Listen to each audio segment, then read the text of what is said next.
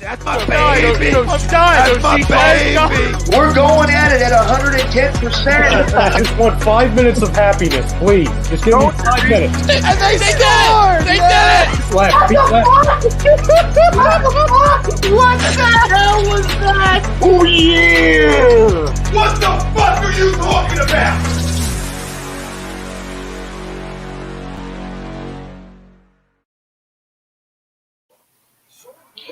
Welcome, ladies and gentlemen, to a brand new edition of the Hockey Happy Hour live on A2DRadio.com.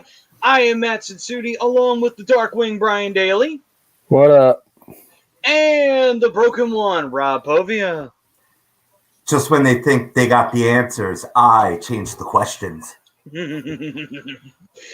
And today on the Hockey Happy Hour, we are going to be talking about the most exciting time of the year for hockey fans the world over, and really for sports fans as well. The NHL playoffs, the Stanley Cup playoffs, the most exciting playoffs in the entire world.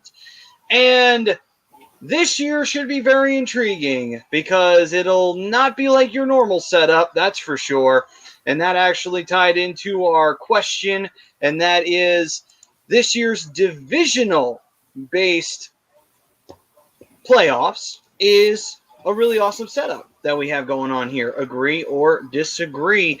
And we'll get to those in just a minute on the comments side of things. But first, our sponsors. So, as we all know, life can sometimes be a lot, and sometimes you lose focus on things. Sometimes you got a lot going on, and it's hard for you to get things in gear, make a schedule, doing all these kind of things, right? Well, we have a line of products that can help you with that, and that's Body Check Wellness. Created by Mr. Riley Cote, it is a line of products that promote wellness, balance, and recovery by using the full potential of hemp. They come in extracts, blends, gummies, and topicals, and the promo code A2D. You can use that to get 20% off of your order. And when Riley Cote's on with us, you get 40% off with a THC-free product box, $140 worth of savings there. And definitely great if you want to get started on it and you're not sure about the hemp products just yet. You try the THC-free and then get yourself into it, and then next thing you know, you get that focus and clarity. Rob, you know all about that, brother. Yeah, it's been working well for me, man. Working well. Just took my third dose of the day. Definitely keeping my focus and keeping me on task. And also we have Dr. Paul Vidal, Specialized Physical Therapy. You can find him in Burlington and Cherry Hill, New Jersey, and you can make an appointment at www.specializedphysicaltherapy.com. Brian, the Darkwing, had a bit of a shoulder issue, but he doesn't have it no more after he went and saw the doc. No, they did a great job. They knew exactly what they were doing. Great people over there, very knowledgeable, knew how to rebuild the strength in my shoulder. Feels better than it has in a long time. So if you're going to Cherry Hill, go see Carrie. If you're going to Burlington, go see Allie. Dr. Paul, I'm sure, is at both. So any one of those three will do a great job. Well, really anybody there will do a great job helping you with whatever it is that's bothering you. Absolutely. And for the poll question sponsor, for anybody out there who's looking to buy or sell a home or looking for a changing career or a brokerage, you can find Alan Foy at eXp Realty LLC. You can give him a call at 302-682-8820 or visit him on the web at alan.foy@exprealty.com. Hey, man, want to make that next big step in life. Sometimes you want to sell the old home, move into the new one, or sometimes you want to move into that first home, that first real big step into, being your own person, or maybe move in with the missus or the mister, and you want to start your life there. So eXp Realty, that's the one to go to make sure you can get that going. All right, so back to the poll question. Gentlemen, what do you think about this year's setup? Awesome? Not awesome? Meh. Nah. Meh. He took option C. I mean, let's be real. I don't like the idea of, for the first time in a long time, that a Canadian team is guaranteed a spot in the conference finals. Pretty much. I'm not sure how I feel about that, and I haven't exactly seen the official bracket. I've seen ones that fans have made, so I don't know who's on what side, and it's intriguing. Do I think it's awesome? To be determined, but it's definitely intriguing. Gotcha. Robbie, what you thinking? It's cool. It's unique. But I'm going to have to disagree with the poll. I think it just leaves some easy paths for some teams to get to those semifinals. To Brian's point, I mean, certainly from there, it'll be reseeded. But, you're working through your division. Some teams have an easier division. Other teams, like the Metro, as we saw this year, was quite difficult. So they'll have a harder road through that tough division there.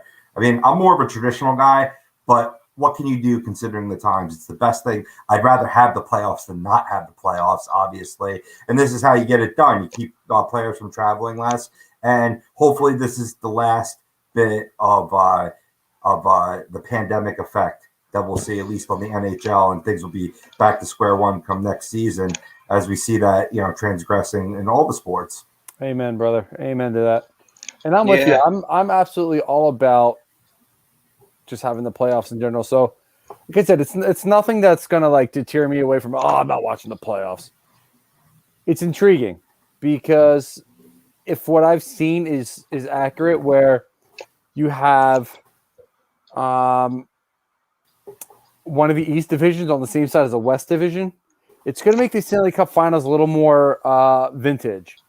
So you could have two West teams going at it for the Stanley Cup. You can have two East teams going at it for the Stanley Cup Final. So it's all over the place, and that's kind of that's the intriguing part about it. Like I said, to be determined. To Rob's point, some divisions have it easier than others. I think Toronto's got an easy road for the most part to the conference finals. Vegas they're not going to have such an easy road because Minnesota's played them well all season long, and that's going to make for a very intriguing matchup. But I mean, we'll see. We'll see what happens. I mean, we'll find out on Saturday when Boston and Washington get everything underway.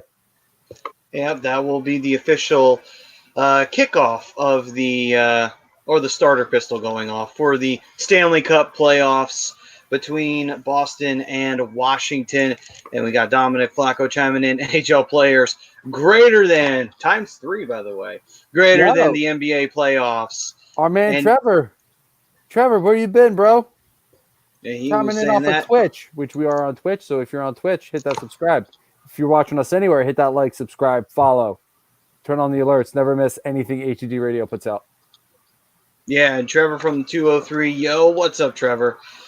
And Prism, what's up, brother? As he's here as usual. And Trevor's been saying, dude, I've been working early mornings. Ooh, that's tough, man. Brutal. That sucks. Brutal. What is sleep, really? 4 a.m. call times. God Come on, damn. Trev. You'll sleep enough when you're dead. You'll be fine. Prez, what's good, brother? All right. So, and definitely NHL playoffs always better than the NBA playoffs because the NBA playoffs is probably the most rigged playoffs in the face of the planet. Anyway, it's definitely the most predictable because you pretty much allow the players to run that league and they go wherever the hell they want. And There's I mean, competition.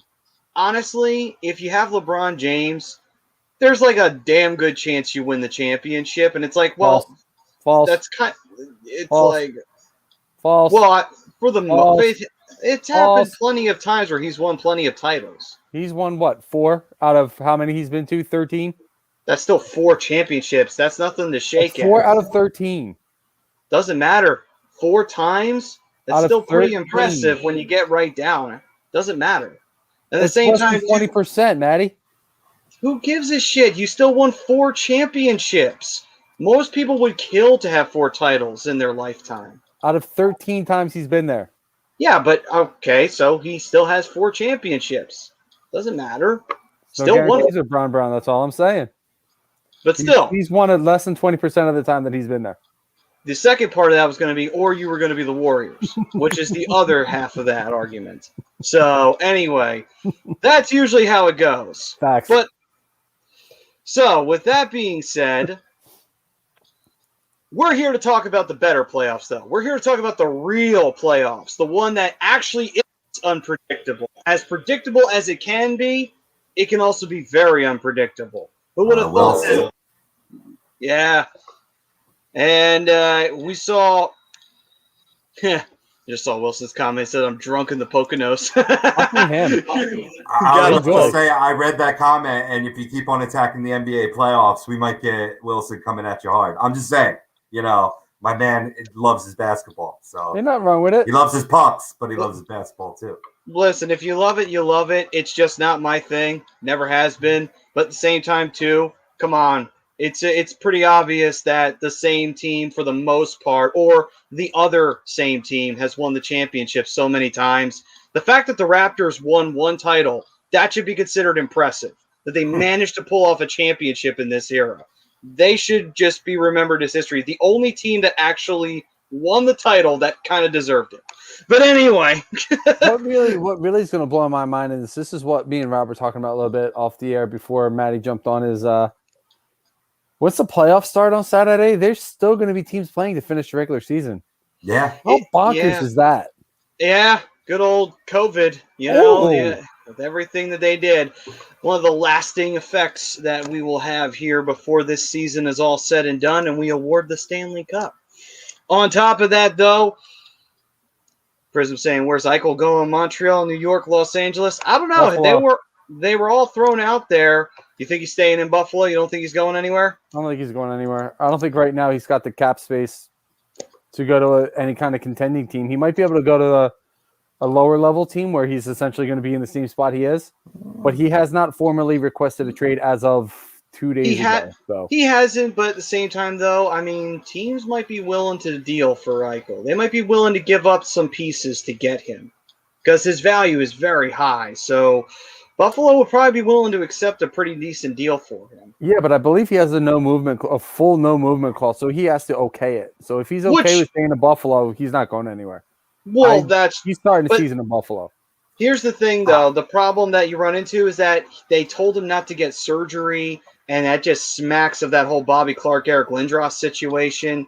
That's just, that did not end well for the Flyers because we wound up trading Lindros to the Rangers. Of course, this was in the era before no movement clauses and no salary cap, so those two little entanglements were not there at the time.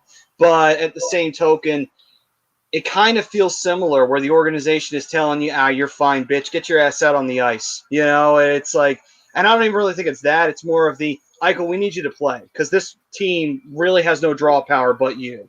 Yeah, because you've made this team shit and completely devalued as an organization. You've done an exceptional job of fucking this team. All I know is the Blue Shirts are making a lot of changes right now, and Eichel has stated that he aspires to wear said blue shirt. So I think if they're going to move him, they got to move him this year. Yeah. Otherwise, his no movement clause kicks in 2022, 2023. Well, it'd be perfect if he winds up sliding in there, and I think the Rangers would be more than happy to sacrifice a couple to get Eichel. Big time. And then Prism saying, great point about the injury. His exit interview had Buffalo fans in tears. Yeah, he was dejected. Just the look in his eyes was, fuck this organization. That's literally what the look in his eyes said a million times over. And it's like, that's why you got to treat your athletes better than that. I mean, you don't want to pamper them and powder their bottoms and then they become big babies. But better, you got to treat them better than that. Don't treat them like, oh, well, you're a cash cow, so who cares you got a herniated disc? Get out there and play. It's like, dude, come on, treat him better than that. He's the only thing that was making your team relevant. Anyway. All right, so switching over to the playoffs. Gentlemen, it's finally here. Oh, I'm excited. I can't wait till Saturday. Man, it's been a while since, the playoffs. I know it's felt like a while because of just the COVID year. I mean, did anyone else feel like the season dragged its ass towards the end there? Maybe it was because the Flyers weren't going to make it, but I don't know. It really dragged its ass there towards the end. But anyway. Not really. I mean, then again, I'm also been on the downside of the playoffs for a few years now, so it kind of is what it is. Gotcha. It's all blur for me, man. Baseball and hockey and some sleep in between. All right, gentlemen. Oh, how did he not score there? So we've got matchups King's here making some noise. from the teams, all divisional based, of course. And the way that the playoffs are going to go, the first 2 rounds, you play the teams in your division. After that, you get into the semifinals. Now, the semifinals are going to be seed based. So depending upon your record, you will either be 4, 1, 2, 3. That's basically how they're going to set it up. So 1v4, 2v3 in the semifinals. And then you go to the Stanley Cup finals. That's basically how they're going to have that set up for this year. So it will be very interesting when we get to that semifinal round because of the fact that you're going to have teams that have not faced each other all year facing each other for the first time in a playoff series. So the games matter. And then the Stanley Cup finals, normally it's 2 teams that, don't see each other very often. So it's not as much of a novelty, although it is in this case because they haven't seen each other at all. But it's even more in that semis because usually you're facing a team in your conference. You see them at least 4 times a year if they're out of your division. But anyway. It does feel a bit like baseball in that regard, though, in terms of teams not facing off against each other, a lot towards till the very end. So I kind of do like that. Yeah, I mean, I do too. It's going to make for an interesting, probably a lot slower first couple of games so teams can fill each other out. But sure. Come game 2, game 3, game 4, they're really going to start turning it on. And I think it's going to make it a little bit more exciting. I think is the right word I want to use. It's going to make it. It's definitely going to be interesting, to say the least. So, guys, before we get into the matchups, what matchup do you guys want to see that could possibly happen in this year's playoffs? Even if it doesn't, what series would you like to see this year? Because since this seems like the possibilities are a little bit more endless than they normally are, what would you guys like to see? What 2 teams would you like to see battle out, whether it's the semifinals or in the division or in the Stanley Cup final? Well, one I want to see right off the bat is this Toronto-Montreal series. It's going to be tremendous for the NHL and the sport of hockey. Maybe not so good for the Ontario-Quebec relations. They'll be warring, that's for sure. But that could be a really interesting series. I mean, Toronto's a clear favorite. But if Carey Price could go on a run, that could be a real interesting series. So definitely, I think that'll be one of my highlights for the opening round. Down the road, I mean, it's always, I'm torn between how it's going to work out tonight. It depends on this game with the Avs and Kings going on right now. I believe the Kings are up 1-0, but if the Avs are able to, 2-1. Oh, it's 2-1 now. 2-1 Avalanche. Oh, 2-1 Avalanche. They scored 2 to get back on that. Got to update my app here. But in terms of that, so if Colorado goes on and wins, they'll win the division.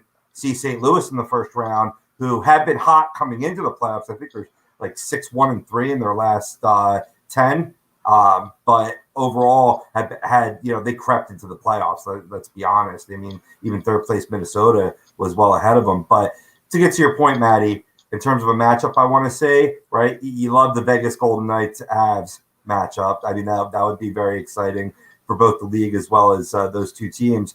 But I'm really rooting hard for the Wild, man. And if you get that divisional portion of the playoffs where it's Avs Wild, which it could work out like that's going to be some must-see TV right there. Oh, for sure. I'm looking at some of the matchups now. I think the one that's going to intrigue me the most right now is Tampa Bay and Florida, just because of the bloodbath that's been the last couple games between these 2 teams. Especially there was one a few nights ago with tempers boiling over. These 2 teams know each other well. Florida's been giving them a lot of trouble all season long, and this Panthers team has just gotten better as the year progressed. And some of the moves they made at the deadline were big moves. I think getting Sam Bennett was huge. Signing Anthony Duclair, getting Gusev after he was released from the Devils, I think has helped as well. They've really given Tampa some trouble. I think that's going to make for not only just a bloodbath of a series, but I think it's going to be one of the more entertaining series. What's up, Don Don? Yo, Don Don. I agree with you, man. I like Florida in these playoffs, and to skip ahead, I like Florida to beat Tampa Bay in that opening round matchup. I kind of do too. I mean, you don't see. I mean, typically when a team's coming back from a Stanley Cup victory, they tend to not get back unless you're like Pittsburgh. But I mean, this Tampa team is a very good team. They're still very deep, and the window is still very much open for them. And I think Florida's still relatively young, but honestly, I think they have the better coach. I think that series is going to come down to coaching. So Prism saying what I'm watching for in the playoffs. 1, Carter Verhage, speaking of Florida, breaking out nationally. 2, the Maple Leafs ending the drought. 3, how does Kaprizov handle playoff hockey?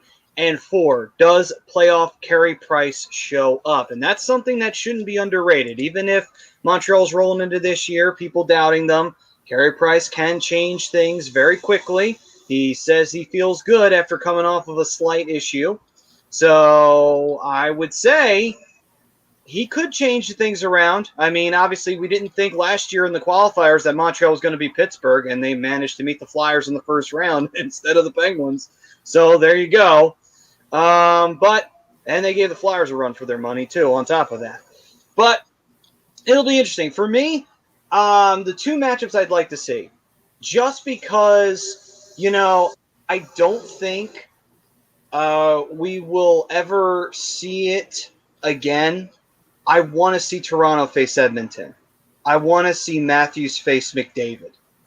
Because the only way that matchup can happen from next year on is if those 2 teams meet in the playoffs or meet in the Stanley Cup Finals. And with the way that Edmonton and Toronto are when it comes to that fucking tricky newfangled playoff shit and cup runs this day and age, it's like, Christ, man, we would never see those 2 face each other in a Stanley Cup Final. We never got to see Lemieux and Gretzky face off in a Stanley Cup Final. In 93, when the Penguins were, trying to get back to a 3rd straight Stanley Cup Final, they got eliminated by the Islanders, and then the Gretzky went on to the Stanley Cup Finals with the Kings, and they met Montreal instead. So that one time they couldn't do it. Gretzky and the Kings were okay, but they could never get past the hump. In the other 2 years, the Penguins went to the finals. So it's like, damn, we never got to see them and never got to see that final. I would like to see it. 3-1. 3-1. Former Flyer scored. Oh. Was that Belmar? Mm-hmm. Nice.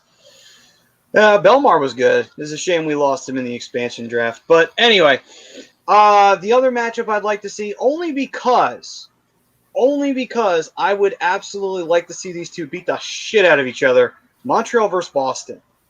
Why not see it again? And the best part of it is Montreal likes to beat people up. Boston has the biggest piece of shit on the planet in Brad Marchand. The only other one who's up there with him is Crosby. And it's just basically at the end of the day, perfect. Oh, and Tom Wilson's up there too. Can't forget him. But still, I'd love to see that matchup with those 2 teams facing off. Just see Brad Marchand get all pissy because the team's beating him up. I'm like, well, what? It's Montreal. What the fuck do you expect, Cumpungus? Fucking wake the fuck up. Anyway.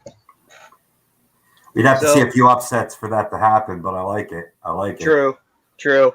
Prism saying that would be amazing. McJesus and Matthews would literally put Canada on full-blown red alert status. It would. It absolutely would. Would be the one time in my life I'd be okay with not living in Canada. I think you're going to see it in the second round of that North Division now, because I like Oilers over the Jets. The Jets have been the coldest team over the last 10 coming in these playoffs, even worse than the Islanders. And the Islanders have been pretty cold themselves, kind of why Pittsburgh was fighting for that number 1 seed to at least have, what's deemed a easier matchup. But it's a whole new season, boys. You flip that switch. We saw what the Islanders can do in these playoffs. So, it's anybody's ballgame. But I do think we will see Matthews versus McDavid. Awesome. All right, gentlemen, here we go. So here's the matchups. All the teams that are left, all 16 have been chucked into the gladiatorial combat arena, and only one can walk out with the Stanley Cup. The rest will be thrown into the meat grinder, never to be seen again. We start off with the Hurricanes. Brutal. That's the playoffs. That's what it is. Are you not entertained? Listen, Maximus, calm down over there. But anyway, all right, gentlemen. Hurricanes versus the Predators. The Hurricanes this year, man, they look really good. And you know what? Props to that team, with the young talent, veterans, along with the goaltending from Peter Mrazek, who's just said, you know what? I still got something left in the tank, guys. The hell are you talking about? Just made a little short pit stop in Philly. I'm good. And yeah, apparently he is. And then with the coaching of Rod Brindamore, it's all come together so beautifully for the bunch of jerks. They win number one spot in their division, and now they get to face the Predators, who have been an interesting team this year. They've been hot and cold, back and forth, and they managed to survive Dallas, Dallas being the worst of the two hot and cold teams out of that division. What do you guys think? What do you think happens in this one? Well, first of all, for everybody that's watching, feel free to let us know your picks. We definitely want to know that. Secondly, I think Carolina handles that series, but I don't think they do it very easily.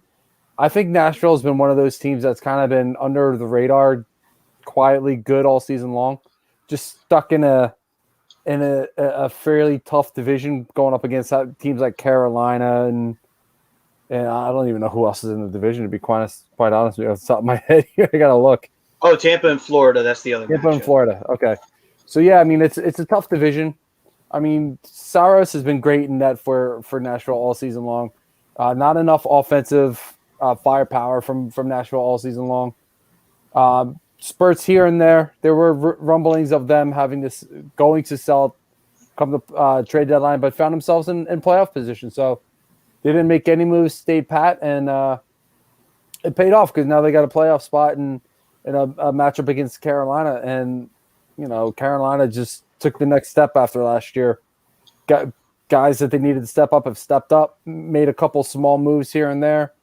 But yeah, Mrazek's been the stud out there, and he's been the reason why they are where they are. And I see Carolina just absolutely riding the wave. I actually have money on them winning the cup. So I got Carolina winning this round. How much you put down? It was like 25 to win 375. Not bad. Hopefully they do pull it out. Let's see here. Prism saying better, otherwise I'm broke. I'm rooting for you, man. And Prism saying if McDavid scored 100 points against the division in the regular season, he's putting just 40 in the playoffs. If he puts up 40, then I have very little hope that anyone's going to stand up to that. But what's up, Jake? Prism's also picking Carolina. And yep, what's up, Jake? Rob, what you got in this Predator Hurricane series? Initially looking at this series, when I first looked at it, I'm like, man, this is going to be a roll job by the Hurricanes. I mean, they've been dominant all season. 43 differential between goals for and goals against, which I believe is third behind the two juggernauts in that Western Conference there, Western Division, I should say, the Vegas Golden Knights and the Colorado Avalanche. But like to Brian's point, the Predators team has been sneaky, and they're rolling into the playoffs hot. Boys, I've already said it a couple times this show. We've been doing the show for a long time. I'm always looking at those teams that are on a nice winning streak heading into the playoffs. And the Predators are 7-2-1 over their last 10. Winners of their last two to round out the season. They've been getting good goaltending from Saros. Kind of a blue collar layman type effort. In the end, I don't think it's enough. I think the Hurricanes have too many good goal scorers in Aho and Shevchenko. I think they'll take it. I think it'll be a 6-game series, 4-2 for the Hurricanes. I think so, too. I think that's going to be a longer series than people think it's going to be. And Colorado's up 4-1 right now. Is it the third period or is it the first? No. Second, okay. It's about the end of the second. Okay, then. Playing hard for that President's Trophy. I'm surprised because they went with Johansson and net over Grubauer, in this important game. And also, I believe Nate McKinnon is sitting too, resting up. He got banged up a little bit, maybe even rehashed a previous lower body injury. They want him 100% for the playoffs when it really counts. But, normally the President's Trophy is the, what do we call it? Like, Kiss of curse death? of death. Yeah, kiss of death. Yeah, exactly. Usually. The last team I believe it was the Blackhawks in 2013, right? They're the last President's Trophy winners to win the cup. Mhm. So, They were. but it's a good matchup. I mean, Blues are coming in hot. They come in with a lot of experience, but certainly that's a matchup I think the Avalanche would prefer over going against the hot Wild team. So. Now, here's a fun little fact for you too. That year was a lockout shortened year. So the thing is, maybe there's something to that because this was a COVID pandemic shortened year. Maybe there's something to it. Maybe the Avalanche have found that secret elixir that allows the President's Trophy to get you that cup. Not just a hat rack, my friend. Minus. But By the way, all 4 goals came in the second period. okay, then. Well, Colorado just said, hey, LA, you think you're going to win this? Well, you're not, bitch. But anyway. Another game that happened tonight, too. Wild went up 3-0 early against the Blues, and they came back with 7 unanswered. So be careful what you wish for. 7 unanswered? Yeah. Damn. I thought you were going to so. say like 5 or 4, but 7. God damn. That's crazy. Yeah. But anyway. All right. So, for me, I'm going to go with Carolina. I think Nashville did show a little bit of something, though, managing to outlast Dallas. But I think Dallas was pretty much fucking themselves in the ass the entire time. They were just, I don't know what Dallas was doing. They were doing that same old shit of we'll get hot later. We'll be cold right now. They were trying to ride the wave of the OTLs, and it wasn't working for them. And ultimately, Nashville survived and got in at the last minute, and give them props to that. They managed to make it last year because of the inflated bracket, and they got back here this year in these odd divisions. And I don't think anyone expected them to. But I don't know if they have enough to get by the Jerks. I just don't think they can, honestly. Although I hope the Blackhawks have a really not the Blackhawks, the Hurricanes. God damn it. Saw the Blackhawks comment now. Anyway. We got fisticuffs. Oh, really? Who's fighting? Looks like Brendan Lemieux and Ryan Graves. Ooh. Well, Graves, that doesn't surprise me. Fuck with you. Graves, No, I'm with you on that one. Yeah. But, at the end of the day, though, I think the Hurricanes win this bad boy. I think they do. It doesn't seem like there's anything to me that would tell me otherwise. Prism saying Stars are schizophrenic when it comes to scoring and all their old guys kept getting hurt. That's true. That definitely did not help their situation, which makes you wonder what they're going to do in terms of the expansion draft. Do they protect a young piece? Do they leave an older piece exposed, hoping that the Kraken take them? That'll be an interesting conversation to have for Dallas come the offseason. But anyway, well, it already is their offseason. But still, all right, so we go from Carolina and the Preds. I really hate the NHL anymore. What, they break up the fight too early? No, freaking Lemieux came over and had a fairly clean hit on open ice, and then that's what triggered the fight with Ryan Graves. Like I'm all for like defending your players and your teammates, but for the love of God, it wasn't even a bump. That's kind of weird. It wasn't even a big hit. Oh. It's definitely not like the old Anytime days. there's a big hit, there's a fight now. Like it's getting ridiculous. Well, if you wanted to know what it was like in the 70s, the only difference is it was much worse in the 70s because you could have the whole bench come off the ice and start fighting. But anyway. It's just like it was a clean hit. It was nothing dirty about it. If it was a dirty kind of hit on open ice, all right, go. Like, do it. Like, defend your teammate, but yeah, like the Wilson didn't even shit. get everything behind that's the hit. understandable. Yeah, if it was something like what Tom Wilson did with the Rangers, that's understandable. But when you got that stuff, it's not necessary. But got Tom chiming in saying I agree to the poll, so he's excited with the way the setup. And honestly, I actually kind of like this setup for a one-off. I think like for the fact that this season is the way it is, for us to have it the way it is, I like it for this season, especially considering the fact you have an all Canada deathmatch division. That's absolutely worth watching. Just like, yes, A Canadian death match. In case you don't know what a Canadian death match is, it's where instead of setting the table on fire, they just put maple syrup on it and put Canadian bacon on it before they throw somebody through the table. That's how the Canadian death match works. But anyway, is it anything like celebrity death match? sort of, yeah, a little bit. You have Justin Bieber going up against who would be a good Canadian celebrity for him to face off with in that Canadian death match? Brian Adams? I don't know. Sure, we'll go with Brian The Adams. Canadian government has apologized to Brian Adams on several occasions. Well, they'll have to apologize for him again. Well, maybe not, because if he does wind up wrecking Bieber, I think the whole world would actually be willing to shake his hand and give him a slap. It's all about it's totally Bieber versus Drake, dude. Come on. Yes, there we go. Bieber versus Drake. What are we talking about? Drake will destroy him, so you got to give him at least a shot. At least with Brian Adams, he's got a shot. Oh, but anyway.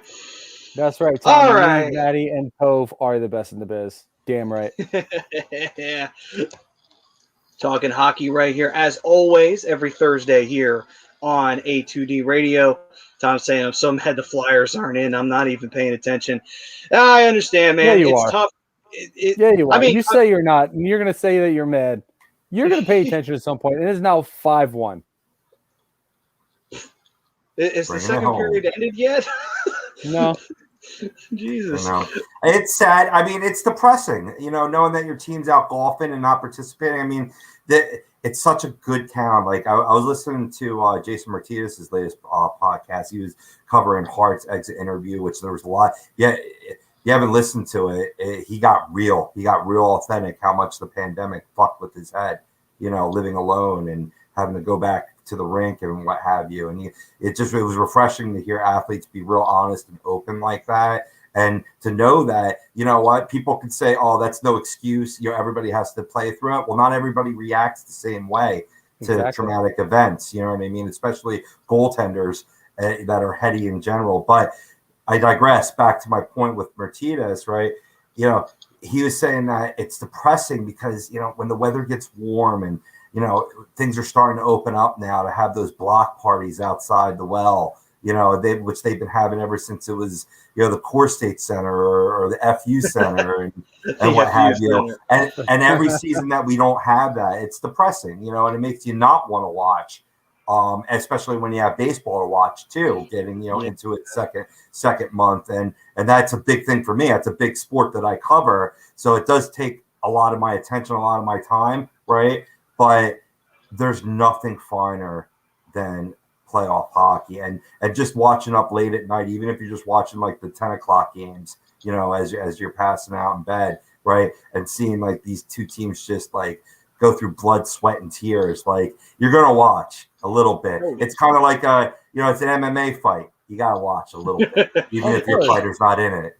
But what's beautiful about everything and what you were just saying, Rob, is, I know it's not hockey related, but June 12th, Philly Stadium is going to be open to 100%. We're getting back to normal. Yes. That's true. Slowly, but we're getting back to normal. That's now, apparently, true, guys. ABC was saying that, the CDC's starting to relax on the mask mandate. So now I think it's up to the states to what they're going to do. So, the beautiful thing is we're taking steps in the right direction. So, true. Before you know it, we're going to be able to get back to tailgating and having those, parties outside and out front of the Wells Fargo and the Citizens Bank Park or whatever stadiums it is that you like partying out in front of. Like, it plays a huge part in it, and not even just for the fans, but for the players. And like you just said, Rob, to your point exactly, not everybody's handling this the same way, especially when you have to go home to an apartment where you're by yourself and can't have anybody over. Right. Yeah, and he went on to say that, as things started opening up a little bit and the players got vaccinated, he was able to go out with the boys a little bit and live that single life a little bit. And if you notice, the play got better before he got hurt. You know what I mean? So, I responded back to the tweet that Matias put out for that podcast, and I said, I am carrying zero judgments against what any player's done, no matter what sport, in 2020 and 2021. Tabula rasa in my eyes. Absolutely. All right, then. So, gentlemen, we move forward. And as Prism saying hockey trip planning commence. By the way, guys, I am Seattle. totally Priz. I know you remember this. That total idea of going out to Seattle to see the Flyers take on the Kraken or whatever the fuck. I'm so down with that, brother. I am so down with that. Hell, they'll give me I gotta hope I have some money for that. That'll give me an excuse to actually go to the merch shop there and get a Seattle Kraken jersey. But anyway, got to get those West Coast jerseys. You got to get them, at least. You're going to get a Shane Gostisbehere Kraken jersey? Is that what I heard? Yeah, sure. I'll get one of those. Why not? He used to play for the Flyers. That's usually my rule. If I get another team's jersey, at least it's someone who played on the Flyers. Although I made that one exception for the Wild Wing jersey to get the Getzlav one just to get it. But, But anyway. Terrible idea for a jersey. Should have just thrown the original logo on the front. All right, let's move on. Florida, Tampa Bay. Let's go. Yeah, Florida and Tampa Bay. All right, so the Panthers and the Lightning, first time ever these two teams in the Sunshine State are meeting in a playoff series. It's crazy to think it took this long for this to happen, but if you know the Florida Panthers hockey history, then it kind of all comes together like, oh, okay. Even Tampa had some lean years there. But, gentlemen, the defending Cup champs against the team that's always been considered the freaking whipping boy of the East. What do you think we're going to see in this bad boy? A lot of physicality. Yeah, just some bad blood. A lot of blood. You like to see that between these two teams. Yep. Yeah, and by the way, guys, you were talking about how you're picking Florida to win this. I agree. I actually think we're going to see Florida actually get through that bug that they've been having for the past 4 or 5 playoff berths they've had, where they've been a first round out. I think they break that this time. And what better way to do it than to beat the defending champs? And this is usually how it goes when you see a defending champ go up against a team that's not had really good playoff success in recent years. It happens to almost all the Cup champions. You see it happen with teams, with the exception of Pittsburgh recently, because they got dethroned by Washington, which, to be fair, that it kind of counts since they always beat Washington. But still, would love to see it happen.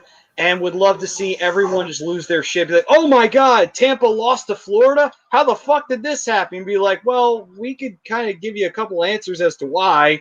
Well, I got a good Florida one. actually played pretty good this year. Yeah. Well, that's What's the up? first.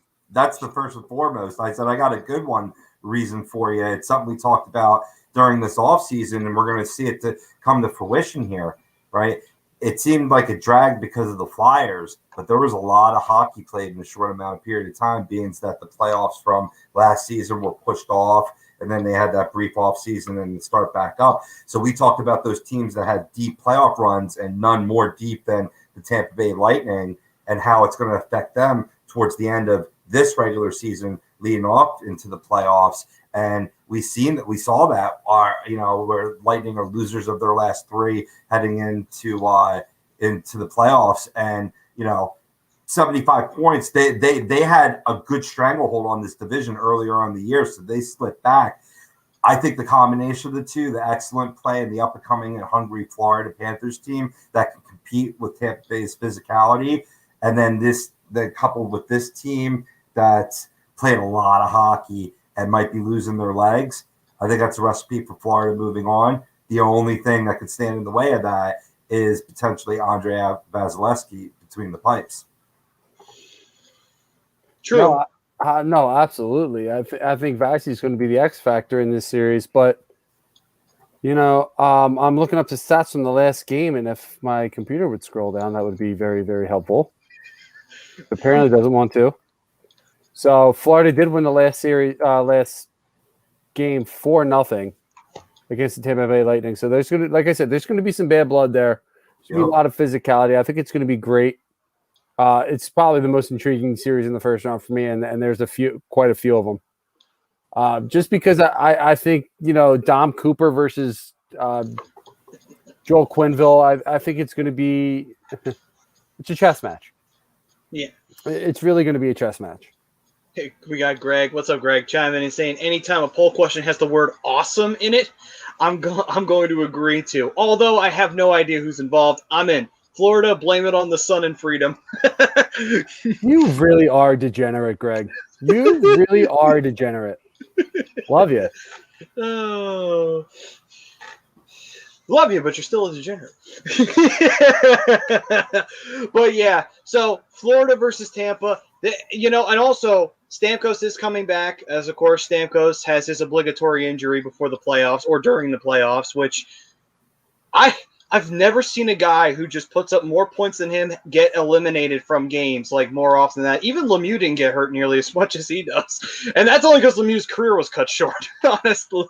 But still, good God. But still, though, he's coming back. I believe, what was it? Was Kucherov who was coming back? Somebody was coming back along with him. Kucherov's coming back. Yeah. And so that's definitely going to help Tampa in the offensive department.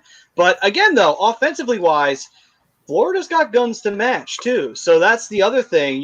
People talk about, Tampa's scary offense, which it is.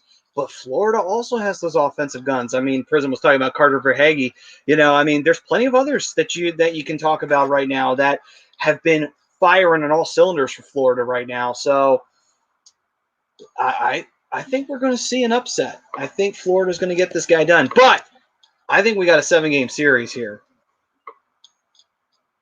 So real quick, So I just want to go over the season series with you guys with these two. So, Sure. Florida Panthers went 5-3 against the Tampa Bay Lightning this year. Okay, then. Starting back in February, Florida won 5-2. Florida lost 6-1. Then the Panthers won 6-4. Panthers lost again. Lost the last two. 5-3 and 3-2 in overtime. Then Florida came back to win the next three. 5-3, 5-1, 4-0. So this is going to be one hell of a series. It will be. I really do believe that. And Florida's got the upper hand and has Tampa Bay's number right now. That offense lit them up.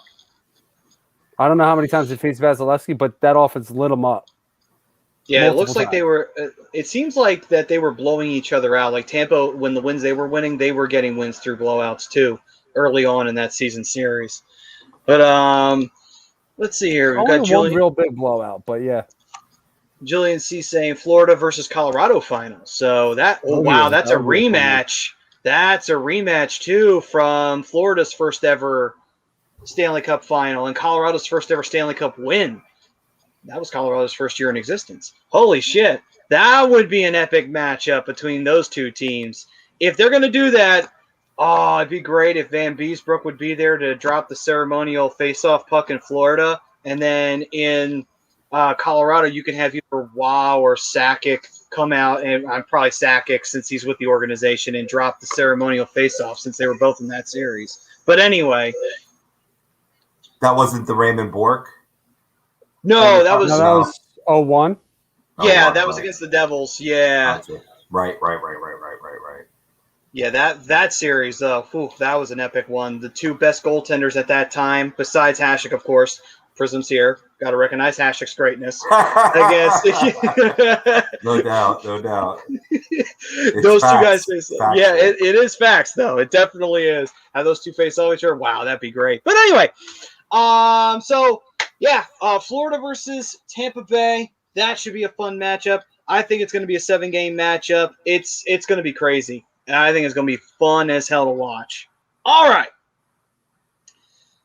On to the already aforementioned Canadian Deathmatch division.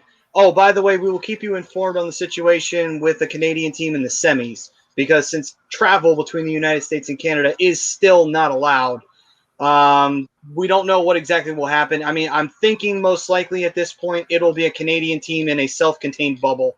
They'll go to a neutral location to play their games when it comes to that in the semifinals, unless the border restrictions or an exemption happens. I got it. I got the solution. Hockey Island, just like you had Fight Island for the USA.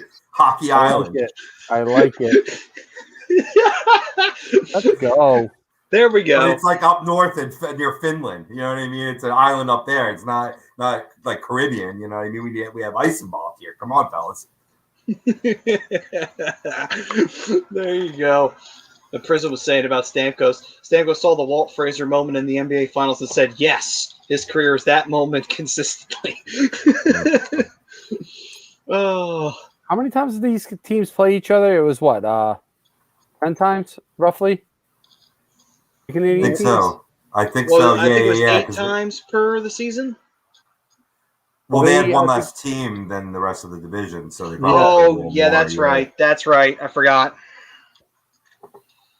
So let's see here. We've got the Maple Leafs and the Canadiens. That's this first matchup here. Good old classic original 6 rivalry. The Maple Leafs and the Canadiens, of course, have such a storied history with each other. Many Stanley Cup finals where they battled each other for hockey supremacy. Unfortunately, we haven't seen it all that much in recent years, but we're going to see it this year. Montreal, much more heavy-hitting team, this time around than necessarily skill, but they have some skill players. Not to completely get away from that. There's some talent there. Carey Price, though, the big linchpin there for Montreal if they want to make a run. For Toronto, it's the Austin Matthews show with all the other great talents around him. Obviously, the captain, John Tavares. Joe Thornton on his quest to hopefully win a Stanley Cup. He's the second Shark to make this attempt. Patrick Marleau tried it before. Didn't go so well. But since they're not playing Boston this time around or Columbus, maybe Toronto will be a little bit more luckier this time. Gentlemen, who wins this bad boy? Toronto. All right, then. Yeah, I think it's got to be Toronto, too. They're like, 61 to quick math, 39% favorite. Something like that. They won the season series 7-3. And they were pretty easily handed those wins. Montreal's defense just doesn't do it for me. They started off pretty well early on. You got Carey Price, who was playing pretty well early on as well. They might give him a shot if Carey Price can be Carey Price, but Toronto's got too much going on, and they got stronger as the season went on. So to me, it's very easily Toronto. I think it's maybe 5 max. While I definitely agree with you, and I've been preaching Toronto since the preseason. Montreal has passed the victory. We've talked about Carey Price. I'll get another name, Tyler Toffoli. This could be the time where he really shines more on a national stage. He's had a great year for Montreal. He could be that X factor to match, what Austin Matthews brings. But in the end, I don't think he can. He's like Christian Cage. You can't outwork him. He's been a hard worker, this offseason, putting the quest for the cup and his team ahead of personal goals and personal records, lighting up the lamp, kind of straying away from the Ovechkin mindset and being more team oriented, as we saw Ovi get to be fair, but as a young player, he showed remarkable maturity, and I think he's really ready to take this team on his back. And they're great in all 3 facets of the game. So, unless Carey Price is stealing games, I think Toronto, Toronto at 5. They could potentially sweep if Carey Price is off. Yeah, that's kind Oh, Brian, you're breaking up. Mountain down. But while Bry fixed that, while he's doing Matty that, always gets the Dave Chappelle references, man. I gotta give you props, man. You always get the Dave Chappelle references. dude, Nice. Dave Nice. Chappelle he's the man. He is the man, guys. If you and anyone out there, I don't know what rock you've been living under, but if you have not seen anything Dave Chappelle, treat yourself. Go watch one of his stand-ups. Go watch the Chappelle Show. Go watch something that is Dave Chappelle. Even if you're just binging clips of his show on YouTube or his stand-up, do it. Treat yourself. Anyway, Prism going with Toronto, and he's down for that. Montreal, from what Prism's saying, Montreal needs Kakaniemi and Eric Stahl and Suzuki to come up big. They do. Montreal's strength is the center position, and they got to come out with fire under their ass. In my opinion, he's saying so, and I agree. There's not much there that I would disagree with on his part. And all three of those players proved themselves to be playoff performers, taking that game up to the next level. So, I mean, this could be a series. I don't want to just sweep Montreal under the rug, but like I said in the beginning of the show, this is phenomenal for hockey. This is phenomenal for the NHL to have Toronto, Montreal in the playoffs. Not so good for those Ontario-Quebec relations. Cars will be burned. They must be. And that's the winning team. And then Don, on top of that, he says Sex in the City mixed with iRobot. He goes on to say, just kidding, but I don't think he is. But anyway, but yeah. I mean, obviously, if this series will be a great matchup, I think it'd be a great test for, I think, Toronto's toughness. You know, they went and got Foligno. They got a chance for him to prove his leadership. And in my opinion, that's a big factor there, too, because Montreal's going to want to come out hitting, and they're going to want to come out and try to impose their will onto Toronto, because we saw what Montreal did to Pittsburgh. It caught Pittsburgh off guard. To be fair, they weren't playing all that well coming out of that break in the pandemic. They weren't playing all that well going in either. So that kind of was an additional issue to that. But I will say that they also gave the Flyers a run for their money, and the Flyers weren't playing. They were playing pretty darn good in those exhibition games, and then Montreal came in and shocked them. They're going to want to try and do that same thing to Toronto. However, though, Toronto has the big advantage of they've seen Montreal for most of the season, so they might be a little bit more ready for that than other teams would be. But I will go with Toronto. I think they win this. I think that this is a 6-game series. I think Price will definitely be hard for – he'll definitely keep Montreal alive in this series, and I think that if the skill game picks itself up, you might see a 7-gamer. Might, if the skill game matches Toronto. If it doesn't, I think it's a 6er. I don't think it ends quickly, though. I don't think we see 5. I don't think we see a sweep, because I just don't think Montreal would be – I don't think they'll allow it, honestly. A nice cold sixer. I like it. Yeah. I don't think he gets the 6. I honestly don't. I don't think like aside from Tyler Toffoli's, I was trying to say before my Wi-Fi decided I wanted to, to have a spaz attack. Yeah. Which, by the way, Don, I saw your comment, dick bag. He said dick bag. That's awesome. I just don't think they're deep enough. I don't. The defense has been blech most of the year. It started off 8-0, and then they fell apart to barely falling into a playoff spot. The only reason they got that playoff spot is because the teams under them are worse than they are. Yeah, absolutely. It is what it is, but I just don't think they're deep enough. I gotcha. Foley, who's good. I mean, yeah, Carey Price might be able to steal a game or two, but Toronto's too strong of a team for Montreal to even stand a chance. Well, what we were saying when you were away for a little bit too, I mean, you have Kakiniemi and Suzuki who proved to be, pretty valuable playoff performers last season. You know what I mean? Starting basically a whole new season. That's how they can keep competitive in the series. It's a possibility. It is a possibility. You're absolutely right. One thing I did not mention, and I should have, they do not have Brendan Gallagher. That doesn't help them. I think he's a big part of that leadership in that locker room. So I will admit, if there's one thing that could hurt them big time, is not having their locker room leader. Yeah, and that guy that gets underneath the other team's skin too. You need that in the playoffs. Absolutely.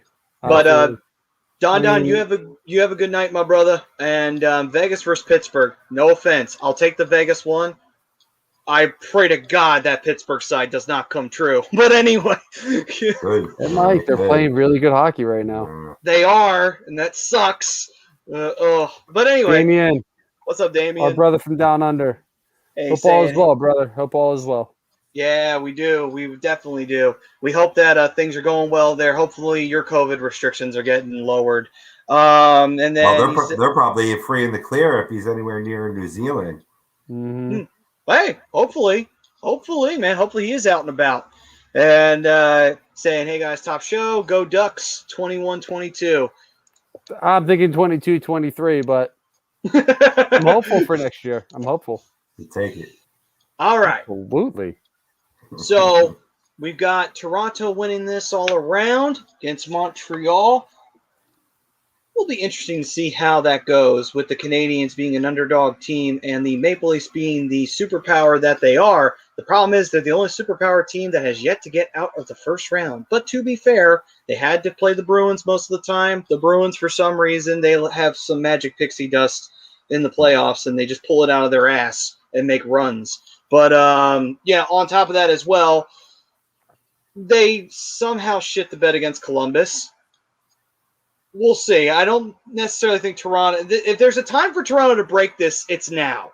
Yeah, Fucking they're do a it different now. team. They're a different team, Maddie. You said it yourself. Nick Foligno, getting Thornton during the offseason. There's different leadership in there, that calming presence. Been there, done that. You know what I mean? I think they have a firmer leg to stand on this year. Yeah, and if true. you want to say they've gotten grittier in a sense. I mean, they picked up Simmer. Joe Thornton's not afraid to throw the body around, throw some fisticuffs if he needs to. I mean, this team does play with a little bit more of an edge this year, and I think that's something that they were missing against Boston because Boston has those types of players. Sure. They do. And Damien was saying that it's all clear over there in Sydney, so that's great news. Yeah. And then he's also saying that the sports is at 100% for spectators. That's what I thought. I saw that big concert go down in New Zealand. It pushed 100,000 or exceeded 100,000. I mean, it's coming worldwide. I hearing concerts pop up here. For the fall. I know Brian's been posting a lot to that effect on the book there. There's one I'm especially excited for in December. Hailstorm and Evanescence. Let's go. What was that again?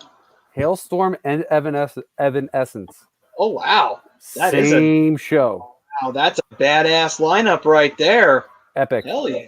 It's a one hell of a Epic. lineup. Two of the best female voices in all of rock and roll. Yeah, absolutely. Yeah, and if you've never seen Hailstorm live, absolutely do it. Absolutely. I saw them at Rock Allegiance a couple years back. Fucking amazing show they put on. That's a shortened set. Yeah. But anyway, Prism saying Rask used to be a monster. Well, that'll be interesting. We'll talk about that when we get to Boston. All right. So let's see here. Oilers versus the Jets. So, like Rob talked about earlier, Jets coming into this pretty cold. Hopefully that, if they can, fix whatever the hell's going on upstairs, maybe they can get themselves back into a gear here, and maybe Hellebuck can play really strong in goal. They can do something against the Oilers. The Oilers, though, surprisingly, Smith's playing pretty darn good now. So it's like, maybe Smith will find a little bit of that old self that he had back in Arizona. He did manage to get an Arizona team to the Western Conference Finals. That is freaking impressive that he managed to pull that off. But the Coyotes were a little bit better back then, just a little bit. But hard to believe I could say the Coyotes were good at one point. But anyway, Jets and the Oilers, McDavid versus the Jets. I'm just going to call it what it is. They were better than I thought they were since they've come into the league.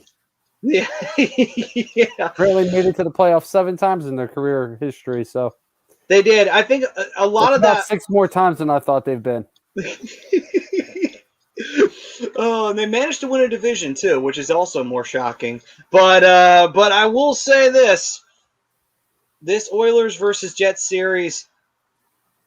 You think what do you think? You thinking run and gun is what we're going to see? I know the Oilers are going to try and run and gun it. What do you think the Jets are going to do to respond on that? It's going to be tough because, they didn't replace the offensive production that they lost with Laine with Pierre-Luc Dubois. I believe he scored 20 points and 8 goals since going over to Winnipeg in roughly about 40 games. I think with the Jets, it's going to be, can you play a good enough defense to keep your team in? Can Hutchinson play well between the net? I think the Oilers just match up against them extremely well. They'll be able to, enforce their offensive production upon them, keep it in their side of the ice, and I think they will take this series. It may not be in dominant fashion because when do the Oilers ever win a series in dominant fashion? But I think they come out of it successful. No, for sure. I think it's really tough to stop a guy like McDavid and Draisaitl, and Right. I know they carry a lot of the offense, especially McDavid being that he had 100 points in 56 games. That's amazing. Imagine if so it had been a full 82. Just imagine that. Full Who is- 82. Full 82, he's pushing 200. Right. I mean, Christ. Gretzky never would have done that. Holy shit, that's crazy to think about that. He would have done something bigger than the Great One. It is like 80s numbers. You're right. That's like 80s level point production. Yeah. But anyway, sorry, Brad, go ahead. No, it's all good. I'm not sold on Mike Smith, to be completely honest with you. I mean, he's had his moments this year where he's looked really good, and he's looked like he's kind of rebounded a bit after the last couple of years. But I mean, Hellebuck has been really good for Winnipeg, and I don't know. It's offensive. I think we're going to see a very offensive series. It's just a matter of whose defense is going to show up. I mean, I think the Oilers have a little bit of a better defense than Winnipeg does. I think it's going to be a closer series than people think. So Damien is picking Jets for an upset on that one. Prism's on the Oilers, but in 5 or 7, however many games the series are this year. 7. So he thinks it's going to be full 7 for that series. I do wonder where the goals are going to come from for the Jets. They were sort of bottom of the playoff teams with 166. I think what the Predators were lower with 156. Islanders as well. Bruins were right about in that ballpark though at 168. They fell off on their goal scoring production towards the latter third of the series. We'll get to that when we get to the East. But if they can score, like I said, I'm not a big Mike Smith believer myself. He's a head case. If you're talking about head cases in the between the pipes or whatever. So I like Damien. I immediately when I saw this matchup, I'm like, all right, this is going to be one of my upsets because you don't want to always pick the favorites. But I tried to find reasons, and would I be shocked? No, because it's the Oilers. But I just see them. I just think they have too much of an advantage in this matchup. Yeah, 2 major ones to be completely honest with you. But I mean, you never know. You could get Kyle Connor, could heat up Mark Scheifele, Blake Wheeler. All those guys could really start heating up. Pierre-Luc Dubois, he hasn't had a great, since he's been there. He wasn't really that productive player that people thought he was going to be. He didn't really mesh well with anybody. Yeah. I mean, hopefully he can get Stastny to step up as well. I mean, there's guys in the lineup that can score. It's just a matter of will they? Yeah, they're healthy. You got that going for them. Mm-hmm. That's true. And Prism was saying Pierre-Luc Dubois, speaking of the devil in his shower Pio. Pierre-Luc Dubois saying, gonna want to prove himself and that he belongs in the same breath as some of the upper echelon of the young bucks in the league. And, I think he can. It's just, again, like you were saying, Bri, it's like they got the talent, and Rob, you said they were healthy. That's all true. Question is, are they going to show up? That's the big question mark we got on the Jets right now. And that's not a good question mark to have going into the playoffs against the Edmonton Oilers, who like to run and gun and shove the puck down your throat. Mm-hmm. And we also saw Connor McDavid single-handedly win a playoff game last year in the qualifiers. It was the only game the Oilers won, but he single-handedly won that game against the Blackhawks. So he can single-handedly change things. Yeah, I'm pretty sure he single-handedly won most of those games that he had this year. True. Good point. I mean, that's what makes Edmonton. It's what makes Edmonton a tough team to play against. Because if you even shut McDavid down, now you have to worry about Draisaitl. If you shut down Draisaitl, got to worry about McDavid. And then there's some other players on there that have been playing well this year too. You still got to worry about Ryan Nugent-Hopkins. You still got to worry about Jesse Puljujarvi. Yamamoto. Yeah. There's Darnell Nurse. He's a great two-way player, showing he's a good two-way defenseman in this league. Some other younger defensemen, they can play. They can play. So this is going to be another really intriguing series. I think it goes 6 or 7. Yeah, I agree. It's going to be an interesting series between these two teams. And moving forward, I didn't get my pick. I do pick the Oilers on this one to move on. So we go to. Did we get a result yet for the game? Which one? The Avs and the Kings. No, it's still going on. Still going on? All right, then. So I guess cards subject to change on this division. So Avs. You want to save the East for last. I get it, but it's going to be hard. Good point. All right. We got to know who wins that game. I'm sorry. I don't mean to cut you off, and that's when you're supposed to say, "You don't cut me off." Woo! No, but you bring up a good point. Let's go to the East. Oh, yeah, let's go to the East. East. 5-1. It's 5-1 Colorado. You're a good point, Brian. We could just assume we could play off that game's final and how. Yeah. All right. I'm down with that. All right then. All right, so we'll go with the Colorado Avalanche. They would be moving into first place. So they would be taking on the St. Louis Blues. Yep. So this is a fun little matchup here between these two teams. You have a team that had its struggles this year in St. Louis. Losing Pietrangelo really hurt this team. But they managed to keep it alive. To be fair, though, it didn't look like it was going to be that way. It looked like Arizona was going to sneak in there at the last minute, but Arizona did what they do best, and they fizzled out. And then the Blues held on to their spot, and now they've got Colorado. I don't know if that's a win for them, but, they got Colorado all the same. Gentlemen, what do you expect here? The President's Trophy winners... Is it going to happen? Are we going to see the curse come out against the Blues, or are the Avalanche going to say, fuck that curse, we're going to get out of the first round here? Colorado gets out of the first round pretty easily. Yeah. What's up, Jesse? Jesse saying Avs in 3. That would be 7. interesting.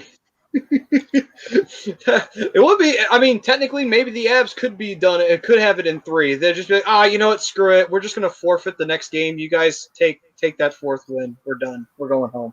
But anyway, I think St. Louis lost that spark from the year they won the Stanley Cup. I don't want to say they've been progressively getting worse, but they haven't been that same team. They haven't had that same spark, and I'm sure that current situations have helped with that, but I mean, Jordan Binnington has not been the player he was during that Stanley Cup run.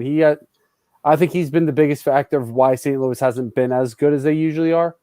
I mean, losing Pietrangelo was huge. That's your captain, and he just up and left. But you got a really good defenseman to replace him. He's not a Pietrangelo, but Torrey Krug is still a very good defenseman in this league. Absolutely. They just don't have that spark. I don't think they've had that fire. And Colorado, I think Colorado manhandles St. Louis. Prism saying Avs in 5. Are you on that boat? Yeah, I think I am. Oh, you're thinking sweep. Oh, okay. Wow. Okay. Mm-hmm. Okay. All right. I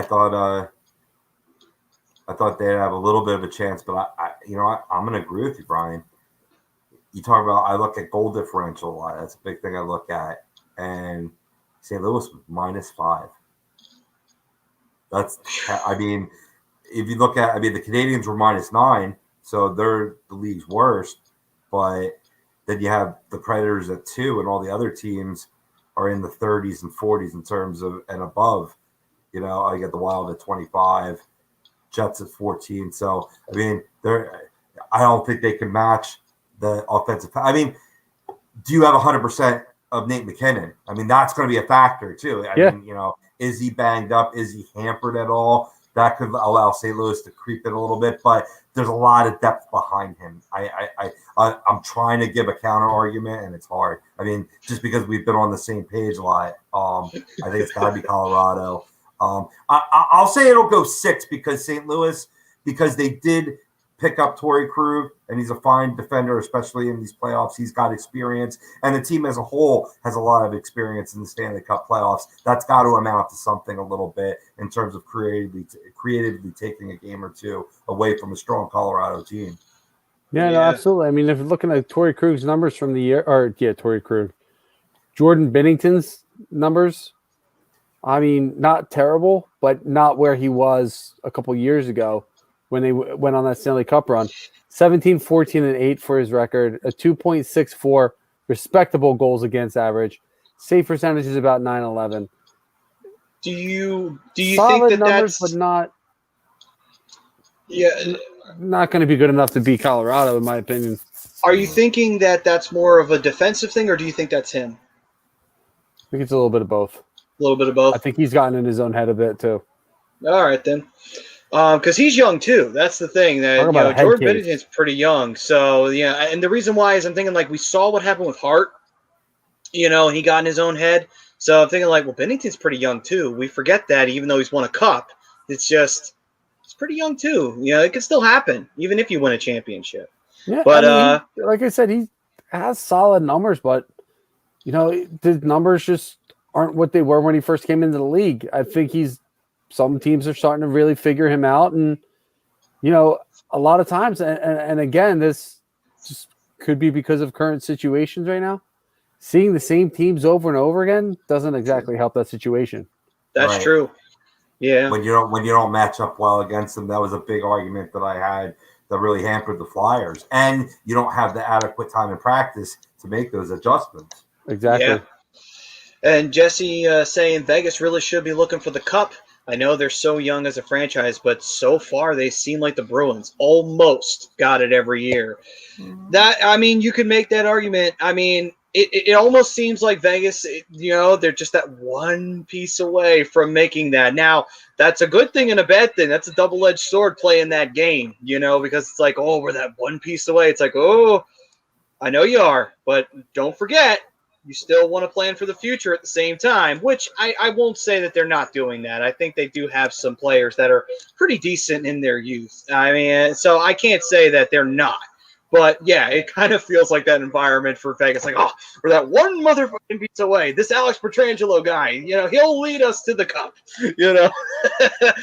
But anyway. I agree with Benny's Nation. Jaden Schwartz is one of those depth players that has to show up for St. Louis.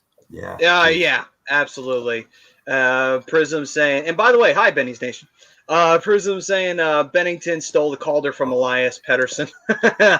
Yeah, good argument to make there.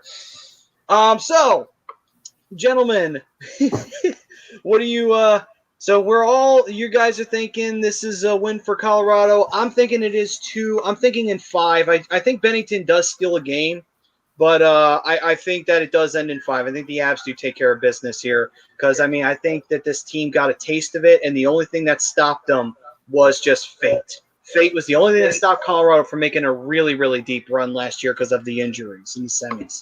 If they had been healthy, they could have beaten Dallas, and they probably would have beaten Dallas. No offense to Dallas, but they probably would have won that series, Colorado would have. But it is what it is.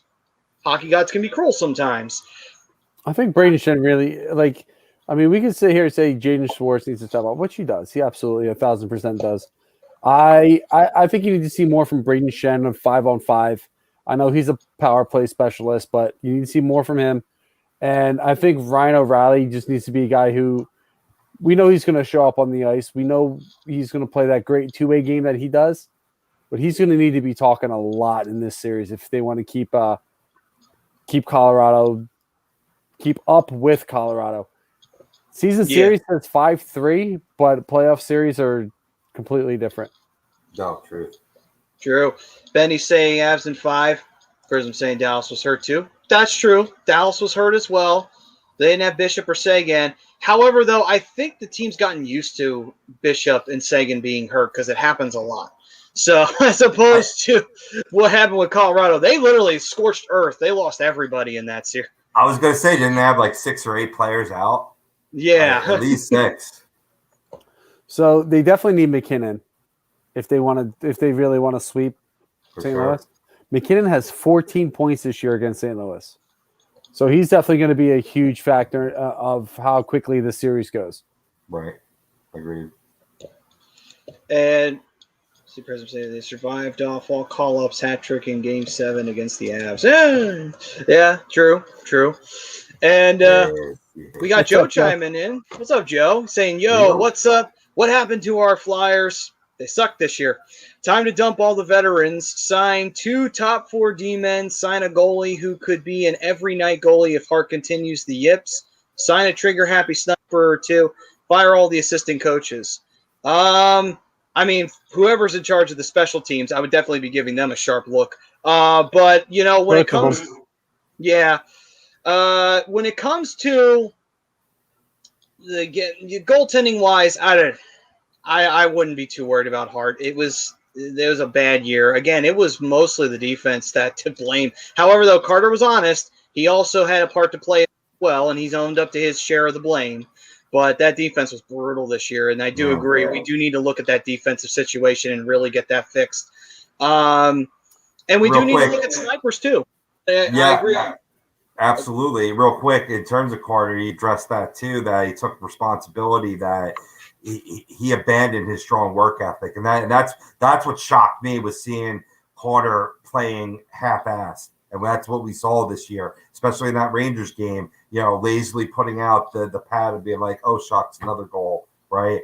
That was what was disturbing, and you know, he owned up to that, and that, you know, he needs to work harder in the future, and that's one thing. Actions speak louder than words, but a lot of it came from he got messed up. You know, going back and forth from the rink to his apartment, you know, being alone during the pandemic and stuff, you know, it really got in his head, you know, and that's why you saw him, you know, sort of anti what you knew him to be growing up all the way through the juniors up into the NHL. So, you know, it's going to be a clean slate for him next year. Now, I'm agreeing with Joe, though. I think you did, you know, if you don't have Moose back, right, maybe you upgrade to a guy that can play a little more regularly every day, right, because that's never a bad thing to have. So I'm not saying I like all of these suggestions that he's making. And to conclude, I mean, I'm not even leaving it at firing all the assistant coaches. I might be even delving into firing our head coach. I've been sort of clamoring and pussyfooting around this for a little bit, but I kind of got to my melting point, because in his exit interview, he says, you know, AV goes, I feel bad because he feels that he let the fans down for allowing this team to miss the playoffs. You know, I appreciate him taking ownership and his authenticity there, and I do want to really rally behind him because he's a good dude, but this is a results-based league. And the results this season were horrendous. I mean, not only the losing, but the manner in which it was done. We just saw David Quinn lose his job, and the Rangers got better results than these Flyers did on the ice. And that team fought to the end of the season, unlike this team, who up until the last couple games weren't even playing for pride. You know, that's a big statement. So, I mean, if he does stay, and I agree, maybe you shake it up by firing the assistant coaches and not ripping the head off, right? But this is definitely going to be a prove-it year. And if the Flyers get off to a rough start in 21-22, he has to go. He has to go. You know what? I'm glad you brought that up, because I'm on the complete opposite side of this. And I kind of agree with Joe here in the aspect that it's time to trade the vets. It's time to move on from guys like Voracek, JVR. Hayes, you're not going to be able to move. Drew, you're not going to be able to move. Not arguing against that. Listen, I agree on that. Yeah, here's the reason why you don't get rid of AV. With the Flyers, it's new coach, same problems. So, what's that telling you? Time to break up the core. Time to move on from some of these guys. Get them out of here. They're causing problems. If the reports are true and Couturier is causing some kind of issues in the locker room, get him the hell out, because it's the same problem. It's like you just said, because it's perfect. They're not playing. They didn't play with pride at any point throughout the season. Play with no heart. Can you put some of that on AV? Absolutely. Absolutely you can. But over the last 10 years or so, how many head coaches have the Flyers had? And how many times has it ended up with the same exact results? We've had 4. And the core has been here for how long? Lavi. Right. So, and the core has been here for how long? About around that same time. That same time frame, right? Yeah. Break it up. Blow it up. Yeah. Get rid of them. Give AV his squad. You've seen Wade. Hang on. You've seen Wade Allison come in and step up and show that he belongs in the league. Farabee stepped up and showed he belongs in the league and plays. Both guys have played well in AV system. So now it's time to really shake things up and shake up the roster. Let AV have his squad, not the squad that's been here for the last 11 years and have shown and done nothing. Yeah, I hear you on that one. I mean, some of the veterans, who, if they're causing problems, you don't want to have those issues continue into next season, and then it becomes a real big problem of, well, this guy doesn't want to do anything. It's like, well, then why don't you get rid of him? It's like, oh, well, because the fans like him. It's like, fans can like him all he wants, but if he doesn't want to do shit, he ain't worth the time. He ain't worth the time that you pay him. Based off of what the fans think, they're going to do everything based off of what the production is. I'm just saying, ownership wise, it's just money shit, going from that side of it. But anyway, it's at the end of the day, though, where this team's at psychologically, a lot had to change, and it needs to start in this offseason, and there needs to be a shakeup in the roster. We are all in agreement on that, and it has to start with first the expansion draft. See who they get rid of from the Seattle. And then after Seattle picks the player that they want, then it's time to look at the situation and say, okay, guys, this is where we need to go, and this is the next step in the direction. And this is a very important fork in the road because the Flyers can choose to go down the road that unfortunately so many other teams have gone down of just accepting what it is. Or they go down the path of it may seem like we're hurting the team, but we're helping the team in the long run because we're trying to make the team better, And that's the thing. Go ahead, Rob. You're shifting the core is what you're describing, and that's the advantage this team has is that there is a good young core there to shift it to, like the Farabees, like the Wade Allisons, Lazinski's, Morgan Frost, Cam York, who played exceptionally well distributing the puck and running a power play. If you do get Gostisbehere selected by the Kraken, then, that's a great replacement in terms of a defender that can quarterback, and that way you're not adding you're replacing another offensive defenseman. And then to Joe's point, you add two, really powerful stay-at-home defensemen, at least one. I mean, I'll take one, and go from there. But it's not like you're like when you say the word blow up, it's like everybody must go. And to me, it's just you're sort of moving on to the next guard and you're retooling around that. Yeah, maybe not the best phrase to use, but that's exactly what I'm talking about. You already essentially have your young core in place. Right. However you want to put in that core, whether it be TK, Hayes, Coots, whoever, Wade Allison, Joel Farabee, maybe Jay O'Brien when he finally comes up, Tyson Forrester. Like, you got guys in place. Yeah. It's time to move on from guys like Voracek and JVR. If you can get Giroux, which I highly doubt because he wants to be a Flyer the rest of his career, and I don't blame him. He's third in points all time in franchise history. Right. The dude wants to be here. Give Giroux somebody to shoot with. Give him somebody to actually shoot the puck. Right. Yeah, and to be fair, Giroux played like he had heart this year. It wasn't like he was going out there and half-assing it. At least you did see Giroux putting effort this year. So he's one of the veterans that you saw. It's like, well, he's trying. It's more than I could say for some others. It's more than I could say for some of the other players that aren't doing anything. At least he was doing something this year. You know what I mean? I mean, it was from top. Like, I agree. I forget who said it. I'd have to scroll up, but somebody said top to bottom, it's been an issue. Yes, I agree. From top to bottom, it has been an issue. And with NBC now going away from hockey, to Joe's comment here, maybe Comcast does sell the Flyers, and maybe you get yourself a legit owner instead of just some guy. I think it was Ant DeMeo here. The problems with the Flyers start with ownership. We don't have any passionate owner like Snyder that cares anymore, and this team reflects that. I wish Comcast sold the Flyers to an owner who cares and wants to win. We are irrelevant. I don't necessarily think it's a team that doesn't want to win. I think they're just waiting too long to break this core up. And now it's weighing on AV. Does AV belong here? AV is yet to be a part of a full season with the Flyers. Granted, this year didn't look great, but He still has yet to. It's like the people going after Joe Girardi for the Phillies. He's yet to be here for a full season. Well, yeah, true, because of the break in the pandemic, so And you're still getting the same results from 10 years ago.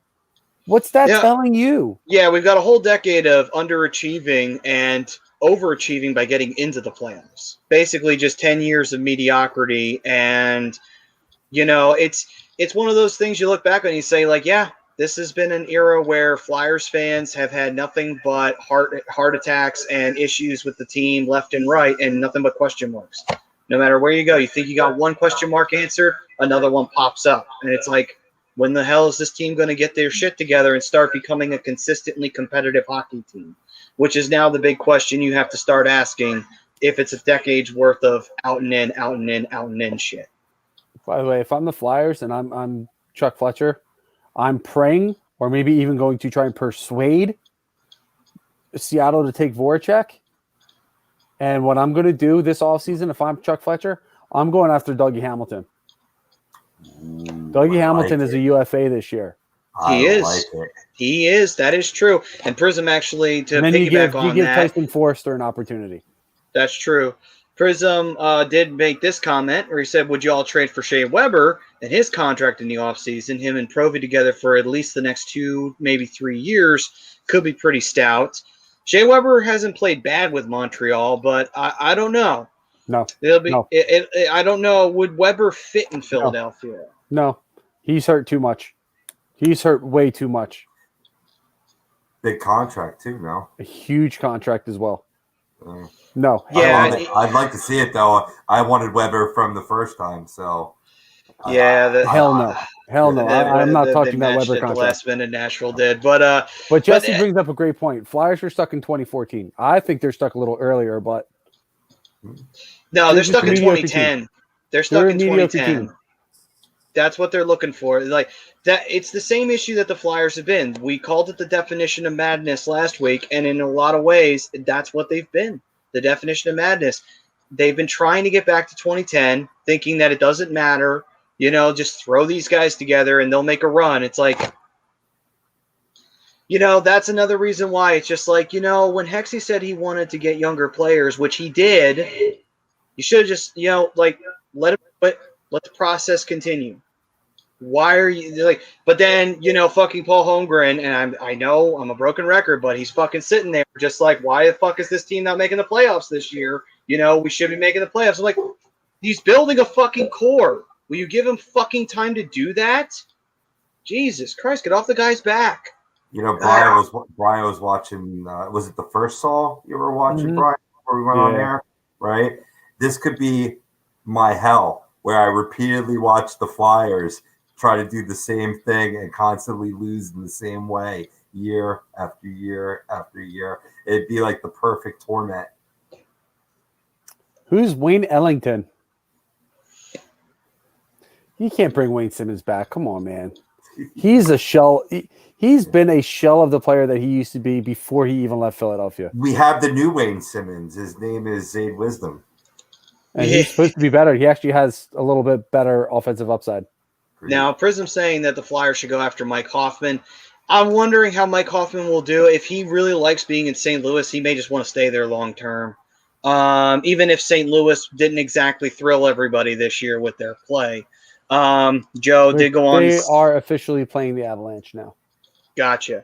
And Joe is saying Giroux has 1 year left. This is now a short-term problem, which is true. Giroux only has that 1 year left in his contract. So it'll be interesting when that contract talk comes up. It'll probably be obviously not nearly as much money as he was making. But if they offer it to it, it probably won't be much. Now, Joe's saying, I've heard a rumor that NBC completely distancing itself from hockey. Comcast Core could sell the Flyers as long as they stay in Philly. I'm all in for that. What's up? They're not leaving Philly. Well, no, the hockey NHL would be stupid to approve a sale. That would be to move the Flyers out. That would be the dumbest thing the NHL could do to approve that. And the owners have to approve it too. And the owners would be stupid to do it as well, because that's a lot of money that you'd be losing right then and there from a team that makes good profit all year and has some of the best attendance in the NHL. They would never approve that. But if they do wind up selling the team to an owner, I would hope that owner would have at least even a fraction of the passion that Snyder had. Because if he does, then the team would be right back on the horse. Now, here's the thing, though. As much as we love Snyder, there's one thing that worries me on that. He was way too loyal to some guys. One of the guys he was way too loyal to, one was Holmgren. And I love Clarkey. We all love Clarkey. And during the era of no salary cap, he could get away with it. But I don't think Clark was ready for the salary cap era. Neither was Holmgren. So that's the only thing that concerns me, is that like some guys do well in the salary cap era, some guys don't do well in the salary cap era. That's my only concern. However, minus that, if anything like that passion, then the team would be great on that side of it, for just the fact that it would be eat, sleep, and breathing it. But on top of all that, though, guys, it's going to be interesting to see what the Flyers do this year in the offseason. They got to shake things up after the year they had, and let's see, Benny's saying, who on this staff has a good track record with young players? This is where my concern comes from. That's an interesting thing to say. I wouldn't say that, they've had a terrible track record with young players. It's the issue of getting rid of young players, which has been something that the Flyers had a habit of doing. We drafted Justin Williams, we drafted Dennis Seidenberg, we drafted Patrick Sharp. We got rid of all of them. It's like there was a lot of young players that we could have had going into the 2010s that would have been huge for the Flyers, but we got rid of all of them. So I don't know if it's necessarily that. It's just one of those things of, let's see. If I buy a team, I'm taking dual roles. I'm also going to be the drug tester and make sure they're not getting drunk. Oh, my God. That is great. Oh, my God. Let's see, Antimea. How confident are you that Fletcher can build a Stanley Cup contender? Honestly, I'm not sure, because Minnesota was track record in Minnesota. He had good players, but at the same time, he did miss out on some youth. But I don't know. It'll be interesting to see. He did sign on. Fine. I think he's got the pieces in place. He's just got to find the finishing pieces. But right now, with the way that the cap is and everything that everybody's going through, it's going to make it hard. Can you make the changes that are necessary? That's going to be my biggest question with Chuck Fletcher, because, like I was saying before, this team is just stuck. They are stuck where they've been for the last 10 years, and a lot of that has to do with the core. Guys like Voracek, Coots, Giroux, so on and so forth. Now, it's time to make way for the young core. The young core is pretty much in place. You mix in a couple vets, you go out and you get some defensemen, it'll be fine. They'll be fine. Yep. Prism saying Coots to Chicago for Strome. Strome seems to be on his way out. I like Strome. Strome's a really good player. That would be, that would be good. I just hope that's not, man, I would really hope that is not the case with Coots being a cancer in the locker room, because it's like, God damn it. He's one of the better players, but, unfortunately, you got to make it on. We got to crack some eggs. But, it is what it is. You got to break it up, though. You're getting the same results even with different coaching. No, I got you on that one. This point, I'm just saying, at this point, we know it's – well, at least I know it's not a coaching issue. It's a player issue at this point. It's a couple years, maybe, all right, you can continue to blame coaching, whatever. We're talking 10 years of these same results, probably even longer. And then Benny's Nation saying Chuck needs to stay out of his own way, let the young guys develop. And then Joe, I think this year was the perfect time for you to bring up the young kids. You know you're not making the playoffs. See what you got. And Prism saying he had some weight, and hopefully the team will take on Prop's identity. It's interesting.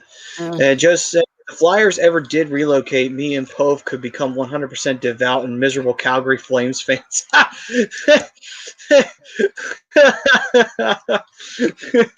Oh, see, Coots. Everybody in Calgary is miserable. Yeah, Coots, JVR, Jake have to go. Absolutely have to. And if that's the case, it is what it is. You know, I mean, you do what you got to do at the end of the day. You move on from the players that you need to get rid of. It may seem like it is what it is. You do what you got to do, right? And if the Flyers have to do what they got to do, that's the decision. You take the right route here. Last thing you want to do is, you know, double down on what you got right now and hope for the best. Because if that was their best effort, then, boy, we're not going to see a cup. All right. No, like I said, you got to take they should have taken more advantage this year to see what they had in the young core. I would have brought up just about everybody. And everybody. I mean, obviously we saw Wade Allison work out. Cam York is still to be determined, too small of a sample size. Bring up Tyson Forster, who's having a good little run in Lehigh. Bring up Wisdom, who is having a good year. See what you got. They brought up Cates for a short period, you know, and he looked pretty good. I mean, we only saw Maxim Sushko for a couple of games. They could have tried to bring him up again and see if he could do anything in Philly, you know. Just opportunities right there wasted. You're right in that regard, you know. But, you know, as we continue into the expansion draft and into the offseason, we'll see what the Flyers' decisions are, you know. I think, obviously, nothing crazy is going to happen until after the expansion draft and then probably the entry draft too. Maybe we'll see a trade. Maybe then. Who knows? I don't necessarily think so, but if a team is interested in anything that the Flyers have in terms of veteran players and we want to get a second first-round pick, it'll be late, but it's like, fuck it. Might as well. You get 2 first-round picks out of it, even if it's late. You never know. Hell, there's plenty of second-rounders who turn into great NHLers and third-rounders too. You brought up a good point with Cates there, you know, Jackson Cates, that is. You know, it was good seeing him playing for the Orange and Black, and that's a sign of the future, too. We're going to have a pair of brothers playing together. That's always been a good formula in the NHL and in the Flyers' past. But Noah is who I really want to see, and he stayed back in college, and I respect that. But from what I hear, he's the more talented of the two. Secret weapon. Nice. Love it. But I think you got the secret weapon in Wade Allison. That too. He's not so secret anymore. No, he is not. He is officially the Junkyard Dog. That's his nickname. I don't care. JJ gave him his nickname. It's official. All right, guys. Back to this. All right. So, Avs and Blues. We had the Avs winning that. Switching this over. The Golden Knights and the Minnesota Wild. All right, so Minnesota, man, let's just say this right now.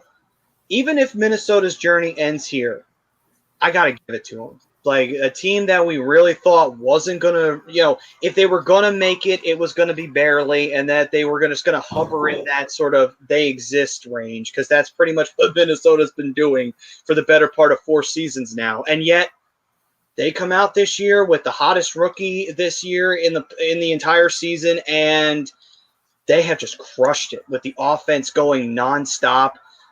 Really solid goaltending that they've gotten. I mean, damn, this Minnesota team looks nothing like the team we saw last year. I mean, literally, it is night and day difference. And them going into the playoffs this year, they got a better shot at winning a series now than they've had in the last 10. So, but they do have a tough opponent in the Golden Knights. So let's not forget that, though. I mean, we can't get blinded by Minnesota. The Golden Knights are a team that likes to take dreams and piss all over them. They've done it all the time. They did it last year to the Blackhawks, who were hoping to have one last run. They just, nah. Yeah. They did it to Vancouver, the young studs trying to make something happen after upsetting St. Louis. They said, screw you, Vancouver. What do you think? You think this is 2011? Fuck off. You know, that's just how the Vegas Golden Knights are. You have your hopes and dreams, and they like to take a sledgehammer to it and just smash it to pieces. Will they do it to Minnesota, guys? What do you think you see? I mean, unfortunately, go ahead, Robbie. I'm sorry, real quick. I'll make this short because I kind of commented on this before. As much as a juggernaut as the Golden Knights are, we talked about it before. Minnesota was 5-3 against them during the regular season. I get it. The playoffs are a whole new ball of wax, and that script could be flipped. But the way this Wild team plays and how exciting and dynamic they are on offense, I feel like they're going to be Vegas's kryptonite, so to speak, based on their team colors. And here's my upset. Minnesota in 7. All right, then. So Minnesota itching out a hard-fought 7-game victory. And, Bri, what are you thinking? I would love to see Minnesota with the upset, but I put money on Vegas getting to the cup, so I got to go with Vegas on this one. I think you got Cam Talbot essentially versus Robin Lehner and Marc-Andre Fleury. I got to go with the goaltending on the Vegas side. It's experience, and it's just raw talent. I mean, Prison Comments is praising KK, and he should be, because I think he is the Calder Trophy winner, even if he doesn't get it. You know, he's an offensive juggernaut at such a young age, which is not as young as I thought. Apparently, he's 24. I didn't realize he was as old as he was. But Vegas is just there's a reason they've been to the Western Conference Finals almost every single year they've been in existence. They're just a very good, well-coached, well-built team. And they know how to score goals. Yeah, I agree, Priz. They are too strong. I knew I had to pick against these boys on one of these picks. You know what I mean? Or else we're going to be singing Kumbaya and passing the peace pipe around the damn campfire. You know what I mean? But no, I got you on that one, brother. But I'm gonna go with Vegas. I've been saying this before. I'm sticking with them. I said they're gonna win the cup this year because it's like I feel like Vegas really is that team. It's just like it's only a matter of time. They're gonna win a cup. It's like it's happening. Whether you want it to or not, it doesn't matter. Vegas don't give a shit. They're winning a cup in the short term that they've been around. It's happening. So I think it's going to be this year. And I do think they win against Minnesota. I think it's a 6-game series. I think Minnesota fights hard, and I think they definitely earn a lot of respect. But I think it's a 6-game series that you look back and say could have been a 7-gamer, but Vegas says, no, this is ending now. But they walk away with a couple of bruises and black eyes, and they say, all right, that's a pretty darn good team right there. Don't want to face them in the future. Of course, bad news for them. They probably will. Benny brings up a good point, though. Victor Rask is going to need to be a factor in that series. And one guy – wait, is he still there? Another guy who'll need to be one for Minnesota, too, if he's still there. Not 100% sure if he still is Ryan Hartman. Ryan Hartman just being the grinder that he is, just being a thorn in the side, being a guy that's going to be able to draw some penalties, get some guys to boil over to temper, maybe take a stupid penalty or two. We know these teams are going to be able to score. It's just, is Minnesota going to be able to take advantage and make Vegas lose their cool a little bit more? Yeah, I got you on that one. And Jesse's saying that would be the worst season ever. First round exit. Unfortunately, that has not been that's been kind of the tune that Minnesota's been singing over the last few years. Benny's saying Hartman is there. I was just thinking about the former Flyer. Yeah, I would have loved to have had Hartman on this team right now. Also, I would have loved to have Pitlick too. Have both of them on the same team. Just let them both go out there. Like Ryan Hartman. He's such a fiery little player too, and he's not going to score you a lot of goals. He'll get you some, but he's really good at just being a grinder. To tell you everything about Hartman's heart, I know, pun. I don't care. I own it. But I will say, Hartman wanted to score when he was in an orange and black jersey. He was trying so hard those first few games, and it was just like, my God, he just wants to score. It's like you want to see that from a guy who just came from the team after we traded away Wayne Simmons for him too. So that's a big trade to live up to right there. So he was really trying hard on that. What's up, Chrome? What's going on, brother? What up, buddy? But Prism also saying Jason Robertson or Kaprizov both deserving. Calder. Yeah, on that. Yeah, definitely on the Calder argument. But Yeah, I'm still going to go Vegas. No shame to Minnesota, though. I think this will be one of those first round outs, though, that you come back saying, keep your eyes on Minnesota. Keep your eyes on them, because now that it looks like they got something going on over there. Chrome saying, I #agree to the poll, but I can't wait until we get to a normal season next year. I hated this division-only crap this year. Oh, trust me. 1,000%. I'm with you, Chrome. Yeah, Yes, I wasn't a massive fan of the season either. I mean, you would have thought the All-Canada division would have made it worth it, but honestly, no, because Vancouver played so depressingly. But anyway, I like Benny's Benny's Nation take on saying that. I think it could wind up being a very long series. it could be. It definitely has the potential to be. So, but he's picking Golden Knights in 7. All right, so that's the West Division, and now we turn our heads over to the last division. Yes, we were saving this one for last because why the fuck not? Whether the Flyers would have been here or not, and they are not. To the East Division we go. I called it the Deathmatch Division for a reason, and boy, oh boy, did the Flyers have one hell of a death. And we have the resulting playoff matchups. We have the Penguins going up against the New York Islanders, a rematch from 2 years back in the quarterfinals where the Penguins got unceremoniously swept by an Islanders team, making their first playoff appearance in, I believe, 3 or 4 years up to that point. And the Islanders, then they proceeded to get swept in the semis, but they made a statement that year. They said, like, hey, guys, we're back, and by the way, we're going to sweep you. And then, the very following year, they said, hi, guys, we're back again. This time we're going to go to the Eastern Conference Finals and prove that what happened last year was no fluke. And boy, did they prove that. So now they're facing a Penguins team, though, that's actually playing really good and is going into this playoffs, though, hot. Whereas the Islanders, though, they're going in cold. So, and Kyle Palmieri has not looked good since going to the Islanders. Now, to be fair, he wasn't looking great over in the Devils side of things either, but he hasn't exactly been a massive impact. Do you think that he shakes that off for the playoffs and starts to, be a factor in this series? Yeah. Yes? Okay. Yeah. No, for sure. This series is going to be really good. I'm with Jesse on this one. This is another really intriguing series because Islanders got better. Despite the fact that they're cold right now, it's going to happen at some point in the season. It's just unfortunate for the Islanders right now that it's happening at the end of the season. I mean, losing Anders Lee really hurt this team, but they went out and got Palmieri and Zajac and guys who've have good offensive production and experience throughout the playoffs, deep runs throughout the playoffs with a guy like Zajac. And that's priceless. And granted, Penguins were very questionable at the start of the season. Nobody didn't really think they were going to be much. They've really turned it on since in the second half of the season.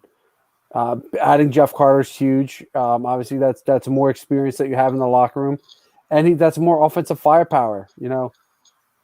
Strength up the middle. I think Pittsburgh is going to wind up taking this series. I think they upset the Islanders. Well, upset the Islanders, even though Pittsburgh is a higher seed. Betty's Nation saying, I think Pittsburgh wins the series based on how well Kapanen plays.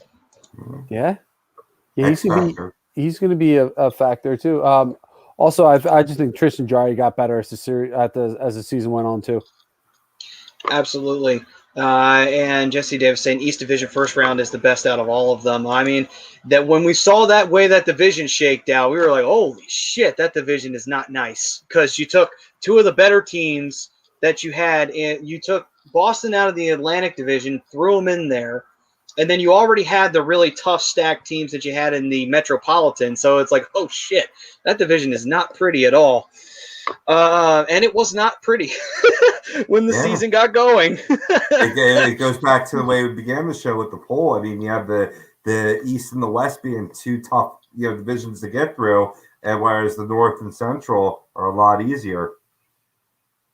Yeah. And by the way, Raska, happy birthday to you, my mans. 30 happy years birthday, old. Dave. Hit the big 3-0. Congratulations, my brother. I remember when I hit 30.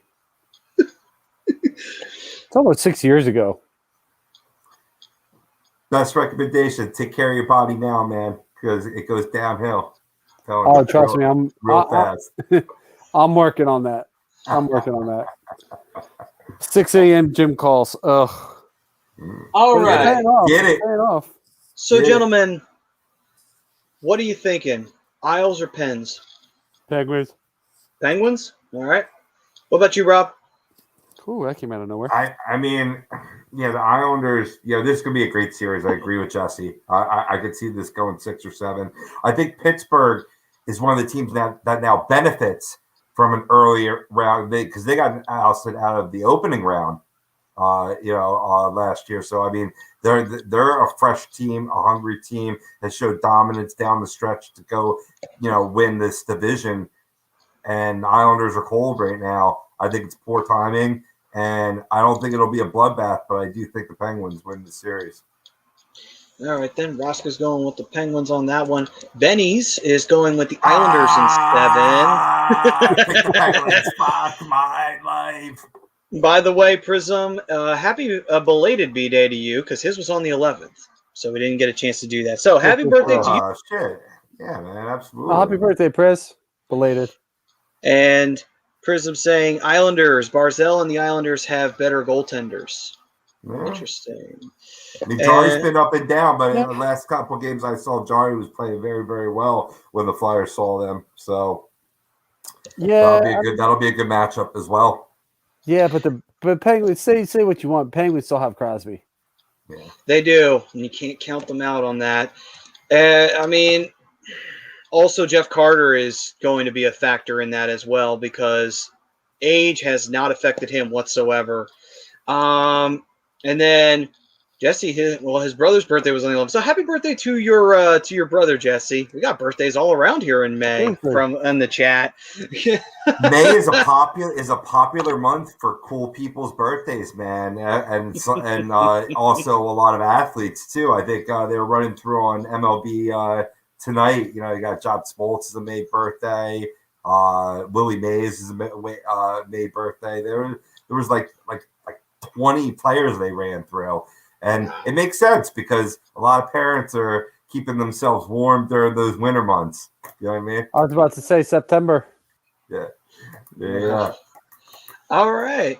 So for me, in this series, this was a tough one to call because I feel like, oh my God, this series could actually go both ways. Yes, the Islanders are playing cold, but if they manage to play a strong defensive game, they can shut down teams, and they could shut down the Penguins. No doubt in my mind. That first or second goal, yeah. Mm-hmm. Absolutely. We've seen what the Islanders can do when they get early leads. It may not always be the most exciting game in the world, but the Islanders shut that shit down, and they're just like, you ain't scoring. Whether you like it or not, you ain't scoring.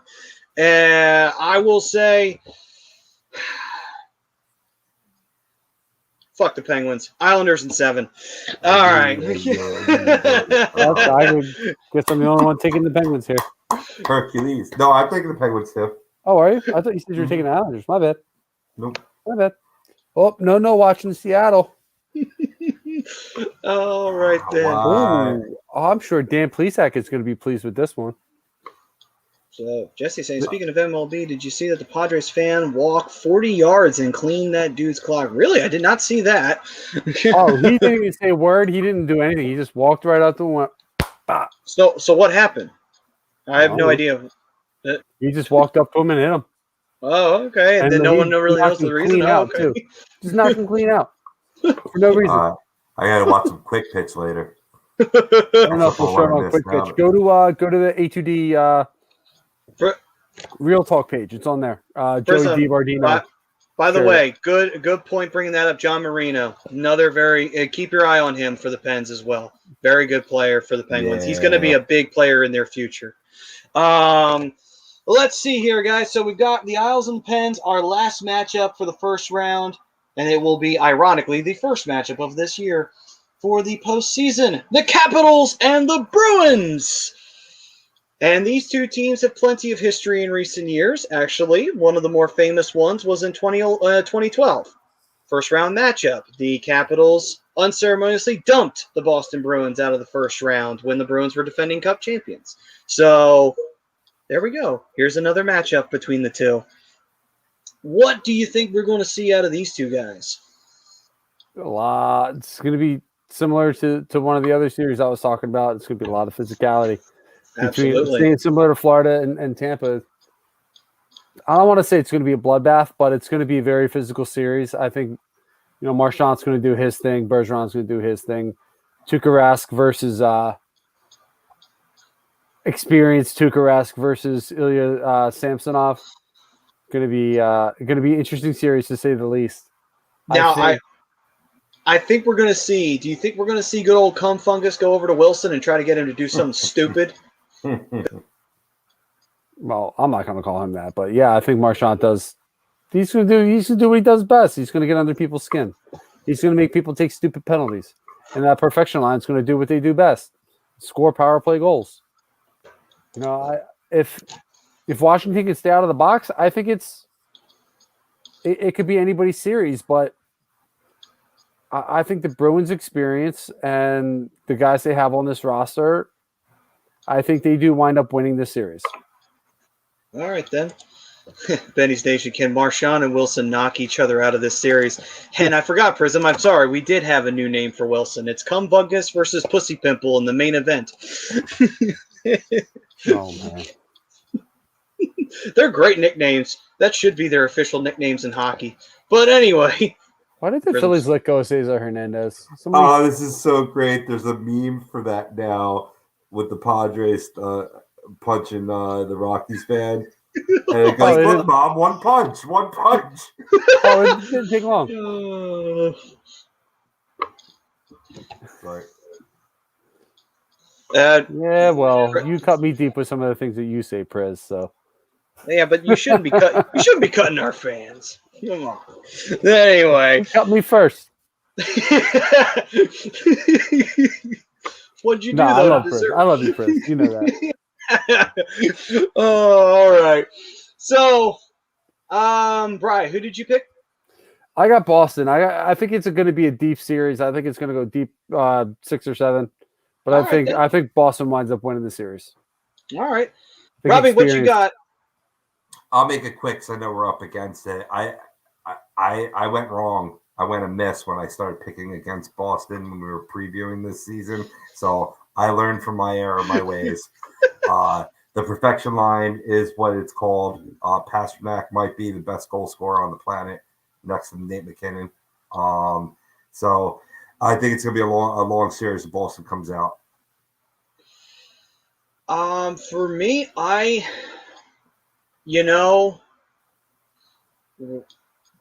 think honestly, goaltending wise, I'm going to go with Boston. And the reason I'm going to say that is because, yes, you can shut down the perfection line and the secondary scoring is going to have a hard time catching up for the Bruins. And I will not back down from that because that is true. This team has a hard time with secondary scoring. Sure. However, goaltending-wise, I actually like Boston more than I like Washington. Not just because of Rask. I actually like Swayman more. And Halak I would take more because no offense to Vanacek, but I feel like Vanacek's kind of had his up and downs this year. And I'm not 100% sold on him. So I think that factor – oh, we lost Brian again. That damn Wi-Fi. But I'm going to say – and Jesse's not wrong. Playoff OV. There's very few things like it. He's not wrong on that. Ovechkin's a new man in the playoffs. Like Crosby, that they get possessed when they get in there. I mean, Ovechkin single-handedly won the one game that the Capitals got on the Islanders last year. Right. Well, I'm glad you brought this up, Maddie, because that's actually was a note that I had here for myself in terms of why I have Boston ahead of Montreal. It's a huge edge in goaltending. I mean, Ilya Samsonov was the man for the Capitals the bulk of this season. Now, Vanacek, has been there, has had some success, but I think they're severely handicapped in that one area and facet, and it's a pretty big one. Yeah, absolutely. I agree. Benny's saying Boston in 6. I'm inclined to agree. I think Boston wins in 6. I can't believe I'm saying that. But yes, I think Boston does win it in 6 against Washington. And also I think one of the things that's going to be a big determining factor besides that is defense. And that's no offense to Washington's defense, but I think at times they've shown some leakiness here or there. Looking at it, I'm sorry, man. Looking at it, Vanacek, 908 save percentage and 21 wins on I just don't have a lot of confidence there, but he has put up the stats. I can't argue with that. Sorry. Anyway, go on. Yeah, I got you. Personally, for me though, I just, I don't want to say Boston wins this series, but I think they do. I think they win it in 6, and I think the thing that puts them over the edge, I prefer Boston's goaltending to Washington's, and I think that's going to be the deciding factor here, because the Capitals got a great offense. There's no doubting that, but if the goaltending holds up in Boston, I think they can win the series, even if they shut down the perfection line. All it takes is a handful of goals and your goaltender standing on his head, and that's enough to beat Washington. Also, Washington does have some issues when it comes to series they should win, they don't win. So that still stands, because even though they've won a cup, they probably should have beaten Carolina a couple years back, and they probably should have beaten Islanders, and they didn't do that either. So Washington still has that issue, but I'm going to go with them on that one. I really hate my internet sometimes. I understand, brother. It happens.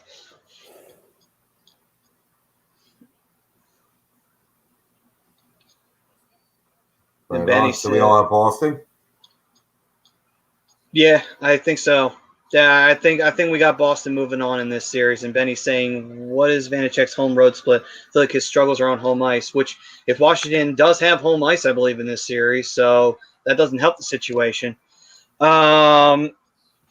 Yeah, so we've got Boston moving on. All right, so those are our first round previews, ladies and gentlemen, and I'm excited for the playoffs.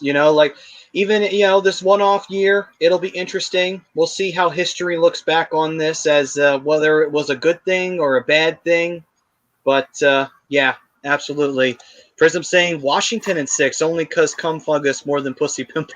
I love it. I love it. I like my Final Four, though. I would, I got, or at least my Final 8, I'd have Colorado, Minnesota, Carolina, Florida, Toronto, Edmonton, and Pittsburgh, Boston. And out of those 4, just as a quick, I'm sure we'll go through it in future shows, but if it worked out to be Toronto, Florida, the winner of the Pittsburgh-Boston series, which I'm not sure who would pull that one out, and Colorado, man, shaping up for a Colorado-Toronto Stanley Cup. That'd be nice. So I got Vegas and Carolina. Yeah, and I got money on both. Yeah. So for me, mine, I'm going to go Vegas, Florida. I think be a weird matchup, but you know what? This is a weird year. I could totally see it happening. All right. Plus, also, I think Florida, they're going to be one of those teams where if they don't get eliminated in the first round, they'll just make a run. I think they're going to turn into one of those kind of teams. Anyway, I got to see a lot from Florida's goaltending. So, yeah, I think that's going to be their breaking point. Yeah. No, I got you.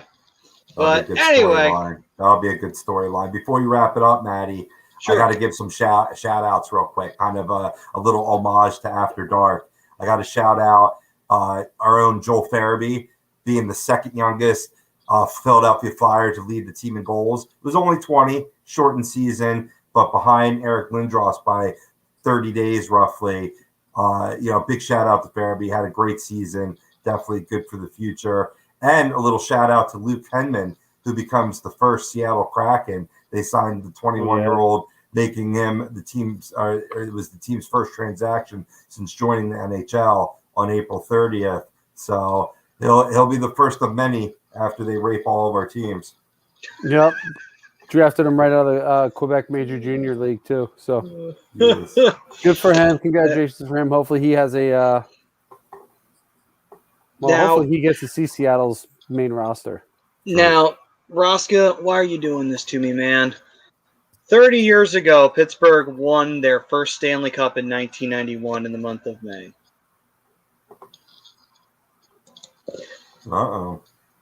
Please do not do that, Rosca, because now I feel like you're willing this Pittsburgh run into existence. Please, no. Don't do that to us. He's We not can't. lying.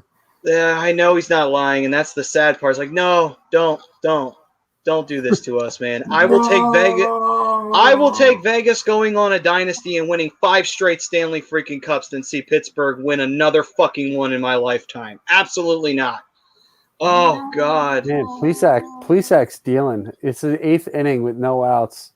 Still hasn't given up a hit yet. He's dialed in. Wow. 81 And, pitches so far. Fifth no hitter, man. If he pulls it off, already.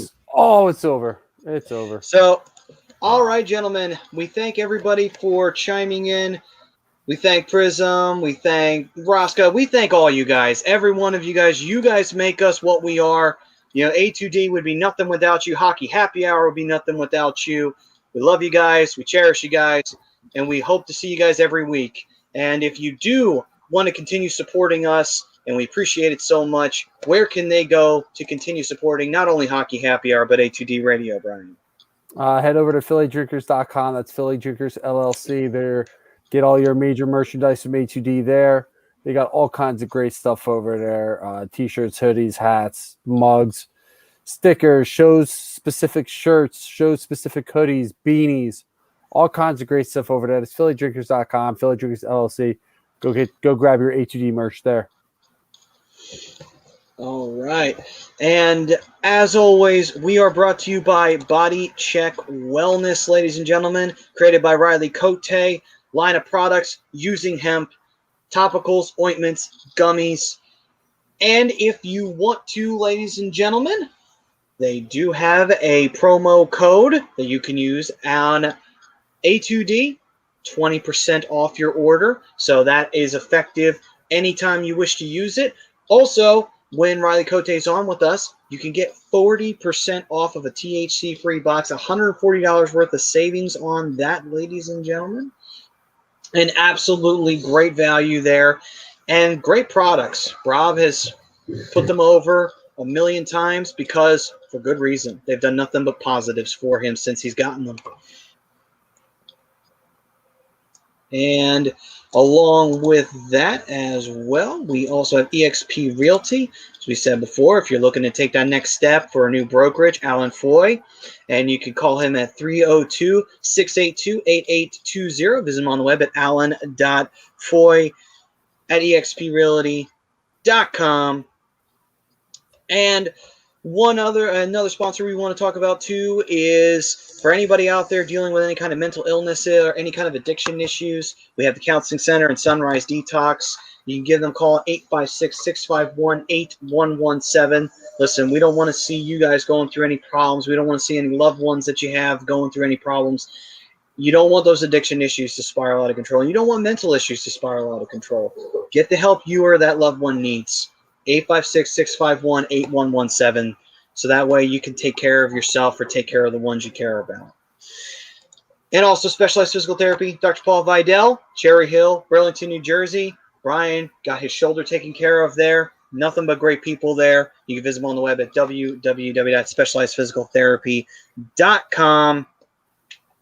And then the final sponsor as well, allcampusoc.com. They did get affected by the fire that happened down in Ocean City, and they do have a GoFundMe that they have available. If you can contribute anything, that would be absolutely helpful to them and would be great for them because, unfortunately, they're going through that right now, trying to rebuild everything. So anything you can give to them will be absolutely appreciated. And an update for All Campus, they are expected to be open again by Memorial Day weekend. Nice. Oh, awesome. Great news. So for anyone out there who did go and give to that GoFundMe, thank you very much. Anyone who sent thoughts and prayers, thank you as well. And we hope to see John Coyle and everybody else back in business around that Memorial Day time. So awesome update to hear from there. All right, guys. So we thank you all for joining us for another edition of the Hockey Happy Hour. We thank you all for joining and for commenting.